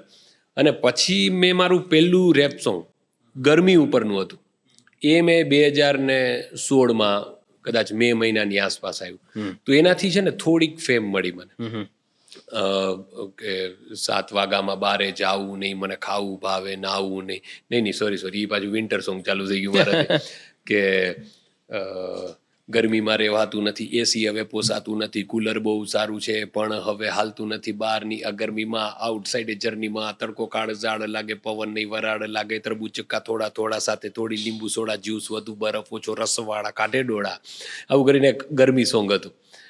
અને એના પછી છે ને રાજકોટ સોંગ આવ્યું, અને રાજકોટ સોંગ છે ને એ હનુમાન કૂદકો હતું. બરાબર. રેપ સોંગ એટલું ગુજરાતમાં કોઈ કલ્ચરમાં નહીં, એટલું બધું લોકોએ સાંભળેલું નહીં, અને સિટીની આઈડેન્ટિટી જ્યાં લોકો વસતા હતા, ઇવન બીજા સિટીના લોકોએ પણ એટલો પ્રેમ કર્યો, અને એનાથી છે ને રાતોરાત એમ કે આખું રાજકોટ અથવા એમ કે ઘણા બધા ગુજરાતના પ્રદેશ છે ઓળખવા માંડ્યા. ફેમસ થયા પછીની લાઈફમાં પેલાની લાઈફમાં કેટલો ફરક? કોઈ જ ફરક નહીં. એન્જોય કરો છો ફેમને? ફેમને એન્જોય કરું છું, પણ મને હજી એવું લાગે છે કે ફેમ છે ને બાય પ્રોડક્ટ છે. એટલે સારું, કારણ કે હવે કેવું છે કે જે સારું બોલીએ, સારું લખીએ તો ઓટોમેટિક લોકો વધુ ઓળખવાના છે, પણ લોકો ઓળખે એટલા માટે કામ નથી કરી રહ્યા. બાકી છે ને એટેન્શન સિકિંગ બિહેવિયર થઈ જાય, જે ઘણીવાર ઘણા લોકો આપણને જોવા મળતા હોય કે એમ થાય કે ધ્યાન ખેંચવું પડે. આ તો શું છે કે કલાથી ધ્યાન ખેંચી રહ્યા છે એટલે ખૂબ સારું છે, પણ પેલા અને પછીનું જીવન હજી પણ એવું જ છે. કારણ કે તમે ફોલોઅર્સ આટલા બધા હોય, તમને લોકોનો પ્રેમ આટલા બધા હોય, પણ અલ્ટિમેટલી એ જ ઘરે મમ્મી પપ્પા હોય, બરાબર, એ જ ઘરે વાઈફ હોય, મિત્રો હોય, એની સાથે હર્ષોલ્લાસ હોય. એટલે એવું કહી શકું કે જે કાંઈ કરો છો અંદરના સંતોષ માટે કરો છો, બહારનું જે કાંઈ છે એ બાય પ્રોડક્ટ છે. એટલે આમ નિજાનંદ માટે કરીએ છીએ, પણ કેમ કે હવે આ ફિલ્ડ જ ફૂલ ટાઈમ પ્રોફેશનલ હોય એટલે એને માટે ઘણી બધી વસ્તુઓ નિજાનંદ માટે અને ઘણી બધી વસ્તુઓ રૂપિયા માટે કરતા. બરાબર. હા, એટલે માનો કે રીલની અંદર ક્રિએટિવિટી પીરસીએ, સાથે સાથે કોઈ બ્રાન્ડ અથવા કોઈ એમ કે અમને એન્ડોર્સ કરો તો એના આપણે રૂપિયા લઈ અને આપણે એને એન્ડોર્સ કરતા હોઈએ. આપણને લોકો પ્રોગ્રામમાં બોલાવે, સ્ટેન્ડઅપ કોમેડીમાં બોલાવે, તો આ બધી વસ્તુને કારણે સરસ બધું સેટ. નિજાનંદ અને બીજાનંદનો સમન્વય. ધીરે ધીરે પેલું વાન નો આવે પણ સાન આવે, ચાલુ થઈ ગયું છે. સરસ. પણ આકાશભાઈ, મને તમારી કરિયર જર્ની જોઉં ને તો સૌથી ઇન્ટરેસ્ટિંગ પાર્ટ મને લાગે છે એ તમારું લખાણ. બહુ જ જબરજસ્ત લખો છો. આટલી બધી પકડ શબ્દો ઉપર એક પણ લાઈન, તમારી કોઈ પણ રીલ કે કોઈ પણ રચના તમે લઈ લો, એક પણ લાઈન એવું ન લાગે કે આ વધારાની કે કારણ વગરની કે ફોર્સફુલી ફિટ કરેલી હોય. મતલબ એટલું સરસ મજાનું તમારું લખાણ છે. અને મારું એવું માનવું છે કે જે લોકો લખી શકે છે ને એ લોકો દુનિયાને અલગ રીતે જોઈ શકે છે, અને જે લોકો લખી શકે છે એ લોકો માટે મને બહુ એટલે ખૂબ જ વધારે રિસ્પેક્ટ છે. રાઈટ. એટલે આ મતલબ this my personal compliments to you કે જે હિસાબથી તમે લખો છો બહુ ઓછા લોકો લખી શકે છે, ના ગોડ ગિફ્ટ છે. એટલે આ જે ગિફ્ટ છે ને એ જ મને એવું લાગે સૌથી વધારે એને મેં મઠારી છે અથવા લોકભોગ્ય બનાવી છે મેં, કે એવી રીતે આપવી કે માનો કે મને એમ થાય કે કોઈ કોલેજિયન છે, કોઈ વ્યક્તિના જીવનમાં પ્રશ્નો આવે છે, તો હું ખૂબ જ એને ગુજરાતી શબ્દો વાપરીને બનાવીશ ને તો કદાચ એને એટલું પહોંચે નહીં. એટલે રોજબરોજનું એંગલ છે ને હું એડ કરું એમાં, કે આગળ વધવું છે બસ એ જ વિચારથી, બધી તકલીફો કાપી છે, જેટલી પણ એરર આવી છે વાંચી નથી, ખાલી ઓકે આપી છે. કે કુદરતની જે વાત હતી એને થવા દીધી છે, અફવાને હવા નહીં દવા દીધી છે. થયું ઘણું એવું કે જે હાથમાં નહોતું, કહેવાયું ઘણું એવું જે વાતમાં નહોતું, ભૂલ થઈ તો ક્ષમા માગી, બીજાની ભૂલ પર ફરમાવી માફી છે, જેટલી પણ એરર આવી છે વાંચી નથી, ખાલી ઓકે આપી છે. કે ચાલતા ગયા, આગળ વધતા ગયા, જુસ્સો ઓછો ન થયો ભલે પડતા ગયા, અઘોર અંધારને કાપવા બસ એક તણખો કાફી છે, તમે દીવાને અમે તો ખુદ દિલને આગ ચાંપી છે, જેટલી પણ એરર આવી છે વાંચી તો આમ પણ નથી, ખાલી ઓકે આપી છે. તો આ જે આખી રચના છે ને, તો આપણે કમ્પ્યુટરમાં એરર આવતી હોય ને આપણે ખાલી ઓકે આપી. સાચી વાત છે. આ એક જ વિચાર આ બધાએ કરેલું હશે કે તમને વિચાર અથવા પ્રશ્ન આવશે પણ એ પ્રશ્નથી ડરવાનો જ નથી, પ્રશ્નને ઓકે આપી અને સ્વીકારી લો અને જીવનમાં આગળ વધો. તો એમ કે આ ગુજરાતી અમુક થોડાક ઇંગ્લિશ શબ્દ કે તો છે ને મને એ વ્યક્તિની મનોભાવ અને મનોવ્યથા સમજાય, કે હું એના પર્સપેક્ટિવથી જોઈ શકું. તો મને એમ થાય કે આ વસ્તુ એ સાંભળે, જીવનમાં ઉતારે, અને લોકોના એટલા બધા મેસેજીસ આવે કે કારણ કે નબળી ક્ષણ બધાની આવતી હોય. આપણે જેમ ક્યારેક ખુશ હોઈએ એમ ક્યારેક દુઃખી હોઈએ, તો ત્યારે આ છે ને જડીબુટીનું કામ કરે ને ત્યારે આ લખાણ સફળ થઈ જાય. એમ થાય કે આપણે આ આર્ટની અંદર આવ્યા છીએ ને એ બધું સફળ છે. સાચી વાત છે. અને એની વેલ્યુ પણ થાય છે. પહેલાંના જમાનામાં એવું હતું કે જ્યારે આર્ટિસ્ટ લોકો આવે ને, મોસ્ટલી મોટા નગર શેઠ હોય, એ આર્ટિસ્ટને બોલાવે અને ડાયરો વાયરો કાંઈ પણ કરે, આર્ટિસ્ટને જમાડીને વખાણ કરીને પાછા મોકલી દે. આ આર્ટિસ્ટ લોકોનું જીવન હતું પહેલાં. હવે એવું થઈ ગયું છે કે ડિસ્ટ્રીબ્યુશન એટલું વધી ગયું છે, તમારી પાસે આટલા ફોલોવર્સ છે, લોકો તમને ઓળખે છે, લોકો પૈસા ખર્ચીને ટિકિટ દેવા માટે આવે છે, તો ધીરે ધીરે હવે આર્ટિસ્ટનું મહત્વ વધ્યું છે. Now they are getting their due, કે જે ખરેખર જેના એ લોકો હકદાર છે. હું તો કહું છું, તમારી જેવા લેખક અને તમે જે રીતે રચના બનાવો છો ને ડિલિવર કરો છો, તો એ મળવું જ જોઈએ એમ. એટલે ટેકનોલોજીએ છે ને પ્લેટફોર્મ બહુ આપ્યા. માનો કે કપિલ દેવે 1983ની ટ્રોફી ઉપાડી, એની પાસે કમાવાના કેટલા સાધન હતા, કારણ કે હજી ટીવી માંડ બધે પહોંચ્યું હતું, રેડિયો પહોંચેલો, અને કઈ અવાજ એવા કઈ સિગ્નેચર નતા કે એમાં એડવર્ટાઇઝના પૈસા લઈ શકે. અને અત્યારે વિરાટ કોહલી પાસે માનો કે કેટલા પ્લેટફોર્મ છે, કે ટીવીની એડ હોય, ઇન્સ્ટાગ્રામની એડ હોય, પ્લસ BCCI નો આટલો લાંબો કોન્ટ્રાક્ટ હોય, આટલું, તો કેટલા પ્લેટફોર્મ વેરિએશન વધી ગયા. તો આજથી જ્યારે આ ઇન્ટરનેટ નહોતું, સોશિયલ મીડિયા નહોતું, તો તમે શું કરો? કોઈ કેવું હોય તો તમારે તમારા 40-50 લોકોને તમે કહી શકો. બરાબર. કઈ છાપામાં કોઈ તમારું કઈ છાપી દેવાનું, ઇન્ટરવ્યુ દેવાના નથી. હવે તમારા હાથમાં મોબાઈલ છે, કે તમે નામ જ સોશિયલ મીડિયા એટલે ઇટ્સ અ બ્રોડકાસ્ટ પ્લેટફોર્મ. એટલે તમે કાંઈ પણ બોલો તો લોકો સુધી પહોંચી શકે. રાઈટ. તો આ કેટલું ઈઝી થઈ ગયું. બાકી લોકો ઓડિશનની લાઈન આપતા ફરતા હતા, ધક્કા ખાતા હતા કે મારામાં આવડત છે. સ્ટેજ ઉપરના કલાકારો હોય તો એમાં બેસવું પડતું કે આને 10 મિનિટનો ચાન્સ મળે, સાબિત કરે, બીજું કોઈ એને વધારે સમય આપે સ્ટેજ ઉપર. તો એ બધી વસ્તુઓ બાયપાસ થઈ ગઈ. એટલે અત્યારે તો આમ તમે જુઓ ને તો સૌથી આઈડિયલ સમય છે, ગોલ્ડન એજ છે કલાકારો માટે. ગોલ્ડન એજ. અને એમાં પણ છે ને કલાકાર અને પ્લસ શોબાઝી, કે તમે માનો કે પ્લેટફોર્મ ઉપર છો, સ્ટેજ ઉપર છો, તો એને અનુરૂપ કોસ્ચ્યુમ, એને અનુરૂપ લાઇટિંગ, તો એ તમારી રચનાની હિરોઇઝમ વધારી દે. તમે બોલતા હોય ને તમે જે પાછળ મ્યુઝિક મૂકો તો એની આખો માહોલ સર્જાય છે. એટલે અત્યારે તો ખૂબ વધારે, જે પેલા કલાકારોને એટલું નથી મળ્યું, જે અત્યારે નાના કલાકારને પણ ઇઝીલી મળી જાય છે. પૈસાનું મહત્વ કેટલું? પૈસાનું મહત્વ છે ને, એક સમયે તો હું એમ સમજતો કે નથી એટલું બધું. હું જ્યારે ક્લિનિકમાંથી રેડિયોમાં આવ્યો ને ત્યારે બહુ ઓછી અમાઉન્ટમાં આવ્યો. કેમ થાય કે આપણને કરવા મળે છે ને એ બહુ છે, કે આપણને આ ફિલ્ડમાં આવવા મળ્યું એ બહુ છે. અને રૂપિયાનું એવું કંઈ મહત્વ હોય નહીં, અને એટલું બધું ઠીક એમ રૂપિયા. પણ પછી હવે જેમ જેમ જીવનમાં સંસાર માંડો ને એમ રૂપિયા છે ને ખૂબ મહત્વની વસ્તુ છે. એની પાછળ ન દોડવું જોઈએ, પણ રૂપિયા ખરેખર એટલી બધી વસ્તુઓ સરળ કરી નાખે છે કે તમે નિશ્ચિંત હો તો છે તમે આ બધી વસ્તુઓમાં ધ્યાન આપી શકો. એટલે પેલું આ જે બધા સ્લેંગ બન્યા છે ને કે રોટી કપડા ઓર મકાન, તો એ બહુ છે ને આપણી પ્રાથમિક જરૂરિયાત. રાઈટ. એ હોય તો પેશન્ટ સર્વાઈવ કરી શકે. રાઈટ. હવે માનો કે રોટલી આમાંથી ન નીકળતી હોય તો પાછું ગમે એમ તમારે પરિવાર ચલાવવાનો છે, એ દિશામાં તમારે દોડવું પડે. ને કદાચ તમને ન ગમતું કામ પણ રોબોટની જેમ પણ એ તમારે કરવું પડે. એટલે રૂપિયાનું મહત્વ ખૂબ છે, અને રૂપિયાથી ઘણા ખરા પ્રશ્નો સોલ્વ થઈ જાય છે. પણ રૂપિયાની પાછળ ભાગવું ને, એની અંદર જીવન ન ખર્ચો. હું ઘણીવાર આ બધી વાત કહેતો હોઉં છું કે છે ને ક્યારેક જીવન ખર્ચાય છે. માનો કે એમ થાય કે આપણું ઘર તો એકદમ 1 કરોડનું હોય અને લોન લેવામાં તમે 30 વર્ષે ભરવામાં કરી નાખો, તો એના કરતાં બધી વસ્તુઓ બેલેન્સમાં રાખવાની છે. એક સાઈડ નમી જાશો તો નહીં ચાલે. પૈસા પણ જોઈએ, પોતાનો સમય પણ જોઈએ, પરિવાર સાથેનો આનંદ પણ જોઈએ. બેલેન્સમાં રાખવું ખૂબ જરૂરી છે. રાઈટ. 65% સુખી હમણાં? 65% આમ છે ને પેલું એટલું આમ બેકગ્રાઉન્ડ હતું નહીં, પણ મને એવું લાગે છે કે ધીરે ધીરે ધીરે છે ને સ્ટેબલ થઈ રહ્યું છે. પણ હું પોતાની જાતને સુખી શું કામ માનું છું ખબર છે?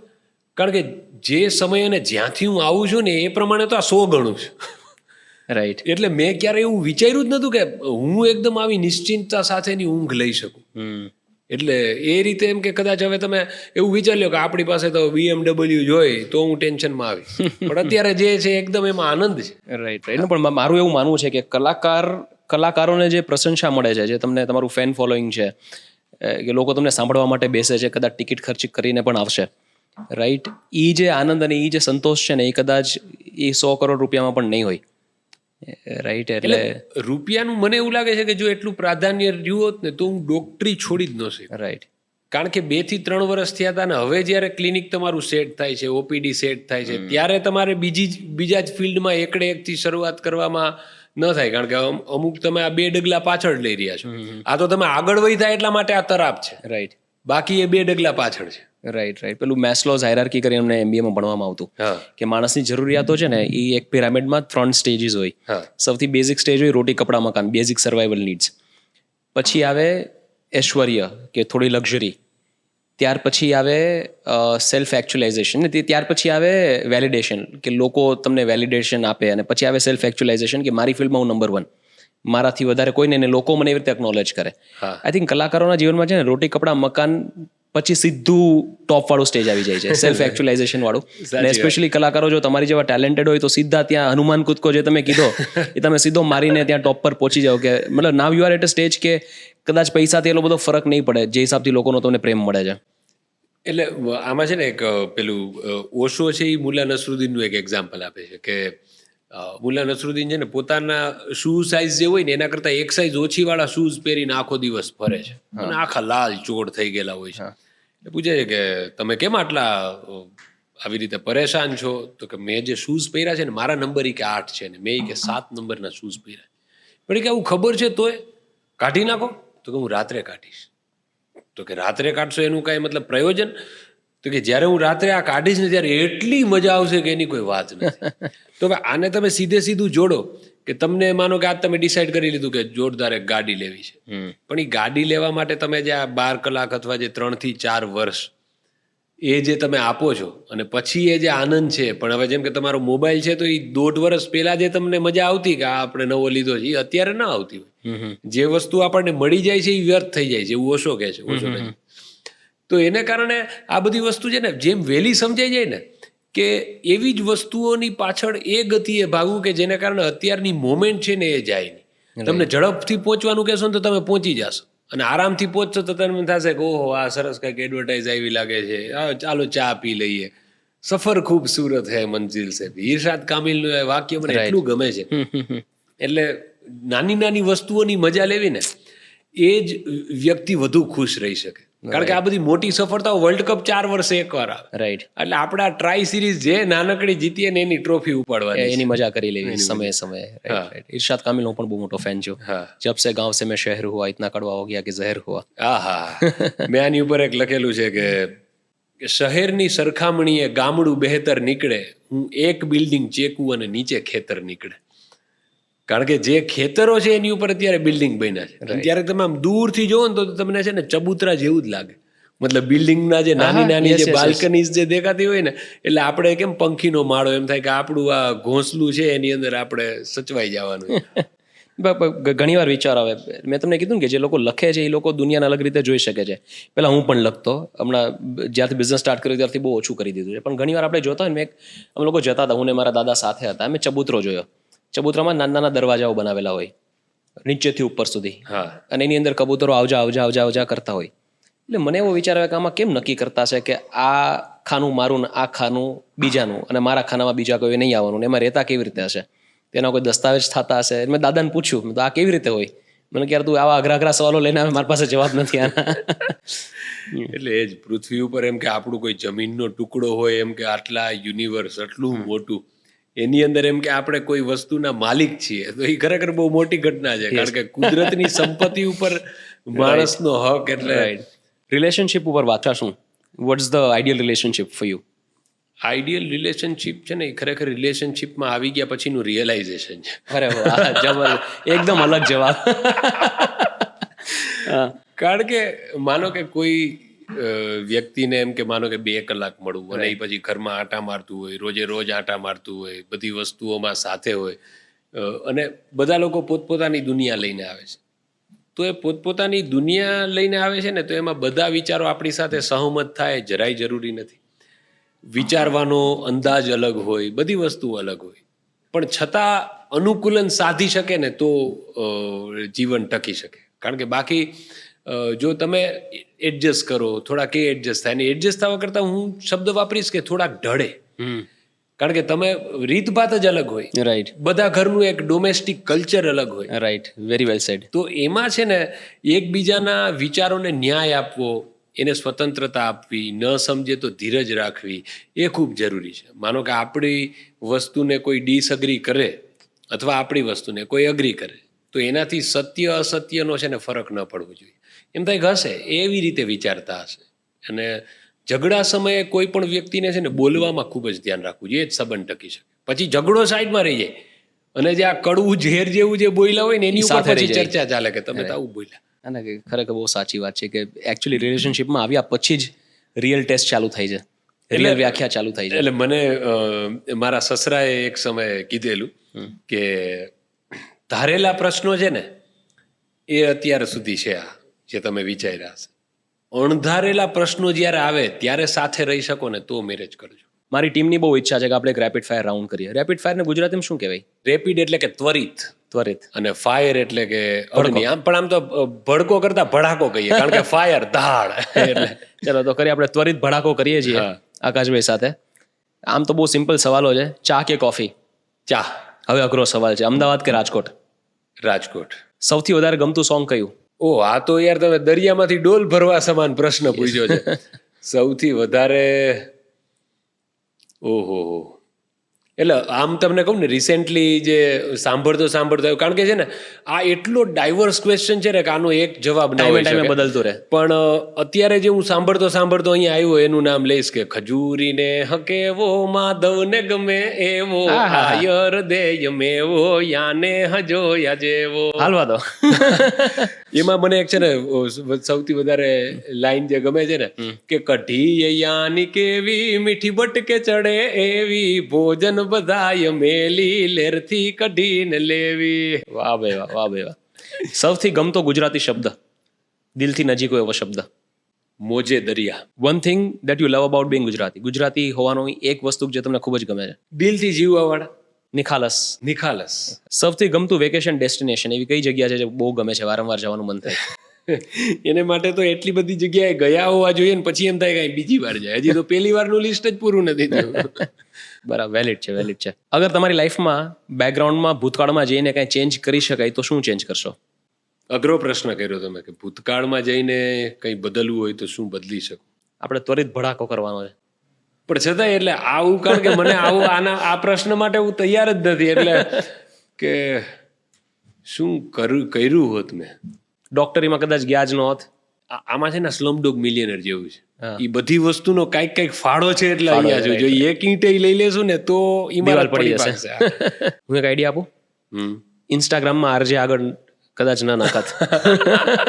પણ ત્યારે તો નિયમ હતો, Compulsory હતો. કંપનીનું નામ પણ લાગતું. પણ યસ, એક વસ્તુ કહીશ કે રૂપિયા કમાવવામાં થોડુંક વહેલું ધ્યાન આપ્યું હોત મેં. રાઈટ, હા, રાઈટ, રાઈટ. એ વસ્તુ ચેન્જ કરી હોત. હા હા, હા, કારણ કે એ વસ્તુ સાવ બેકગ્રાઉન્ડમાં હતી. રાઈટ. પણ એ વસ્તુ જેમ કે કેમ કહેવાય કે ફેમ એનકેશ કરવી અથવા નામ છે તો એને એનકેશ કરવું, તો એ મેં થોડુંક વહેલું શરૂ કર્યું. એવી એક વસ્તુ જે લોકોને ખબર જ નથી આકાશભાઈ વિશે. એટલે આમ તો ઘટના તો એવી ઘણી બધી હોય કે જે લોકોને ન ખબર હોય. પણ ઘટનામાં જો યાદ કરવી હોય તો એક સિરિયસ ઘટના છે કે 2001નો સમય હતો. હું 13 વર્ષનો હતો અને પાવાગઢ પર્વત ઉપર ચડ્યા અને સીડી મૂકી અને કેડી ઉપર ચડ્યા. બરાબર. અને ત્યાંથી હવે ઓબ્વિયસલી કેડી ઉપરથી મંદિર તો આવે નહીં, પગથિયેથી જ જવું પડે. અને પગ લઈસરો અને સીધો ખાઈમાં. અને 6-7 ફૂટ હજી ખાઈ શરૂ થાય ત્યાં બે વચ્ચે પથ્થર. એમાં સીધું મારું રાઈટ ફીમર એટલે કે જમણું સાથળ બ્રેક. ક્રેક નહીં હો, બ્રેક. ઓહો. એટલે કે આમ હું આમ ફેરવું ને તો ઉપરનું સાથળ હલે અને અહીંયાથી બંને હાડકા બહાર, ખાલી ચામડીના જોરે. એટલે હજી પણ આજે તમને કદાચ અહીંયા દેખાશે. ઓ હા હા, ખાડો આ જે દેખાય છે ને, છે. ખાડો. Yes yes. તો એમાં પછી ત્યાંથી મને લઈ ગયા અને પછી મારા ભાઈએ મને ત્યાંથી કાઢ્યો અને ખેંચ્યો. એમાં હાથ આમ કર્યું ને તો એમાં હાડકા બંને અંદર જતા રહ્યા, એટલે હાથ કાપવો ન પડ્યો. કારણ કે ત્યારે તો 2001ની વાત છે, એટલે પાવાગઢથી બરોડા જતા 1-1.5 કલાક થઈ હતી. અને તો પણ 4-5 મહિનાનો બેડ રેસ્ટ આવ્યો. પણ એકેય ખોડખા પણ વગર, એમ કે હજી બાકી બહુ અઘરું હતું. જીવ સટોસટીનો ખેલ હતો. ના ના, ભગવાનની દયા ખરેખર. પણ તોય ઉછાંછડો સ્વભાવ ચેન્જ ન થયો. એ સાચી વાત છે, એ સાચી વાત છે. એવી કોઈ ફૂડ આઈટમ કે જે તમે રોજ ખાઈ શકો અવિરત? રોજ આમ તો છે ને, જો પ્રવાહીમાં મારે નામ લેવું જોઈએ છાશનું. છાશ વગર મારું ભોજન પૂરું નથી થઈ શકતું. અને રોજ ખાઈ શકવામાં વાનગી વિચારવી પડશે કે અતિ ભાવતી હોય એવી. કારણ કે આમ છે ને ગુજરાતી બધું ભાવતું હોય આપણને, પણ ભાખરી. અરે વાહ, ભાખરી. યસ. ગ્રેટ. આકાશભાઈ, ઇટ્સ બીન વન્ડરફુલ આ કોન્વર્ઝેશન તમારી સાથે કરવાની એટલી બધી મજા આવે છે, મને એમ થાય કે આ ખતમ જ ન થવું જોઈએ. અને તમે એવી એકથી વધારે રચના તમે લાવો છો. આપણે એક છેલ્લી વાત ગુજરાત ઉપર કરીએ. હા રાઈટ, લવ ફોર ગુજરાત. હા અને ગુજરાતી ભાષામાંથી ક્યારેય બીજું કંઈ વિચાર્યું છે કે નહીં, કે બીજું કોઈ ભાષામાં જવું છે? કારણ કે મને એવું લાગે તમે કરી શકો. રાઈટ, તો આપણે એની વાત કરીએ અને પછી આપણે આ કોન્વર્ઝેશનને વિરામ આપીએ. જ્યારથી હું આ ફિલ્ડમાં આવ્યો છું ત્યારથી ગુજરાતી સિવાય કોઈ પણ ભાષામાં સાહિત્યિક પ્રદાન નહીં કરી શકું. કારણ કે ગુજરાતી ભાષા પ્રત્યે એટલો અદમ્ય પ્રેમ છે કે એની કોઈ સીમા નથી. અને એને કારણે ગુજરાત ઉપર મેં લખેલું પણ એટલું છે કે ગુજરાત એટલે તો કે સૌથી લાંબો દરિયા કિનારો ને દરિયા જેટલી ચા પીનારો, એ આ ગુજરાતી. કારણ કે લોકોનું અહીંયાનું ચાનું વસ્તુ એવી છે.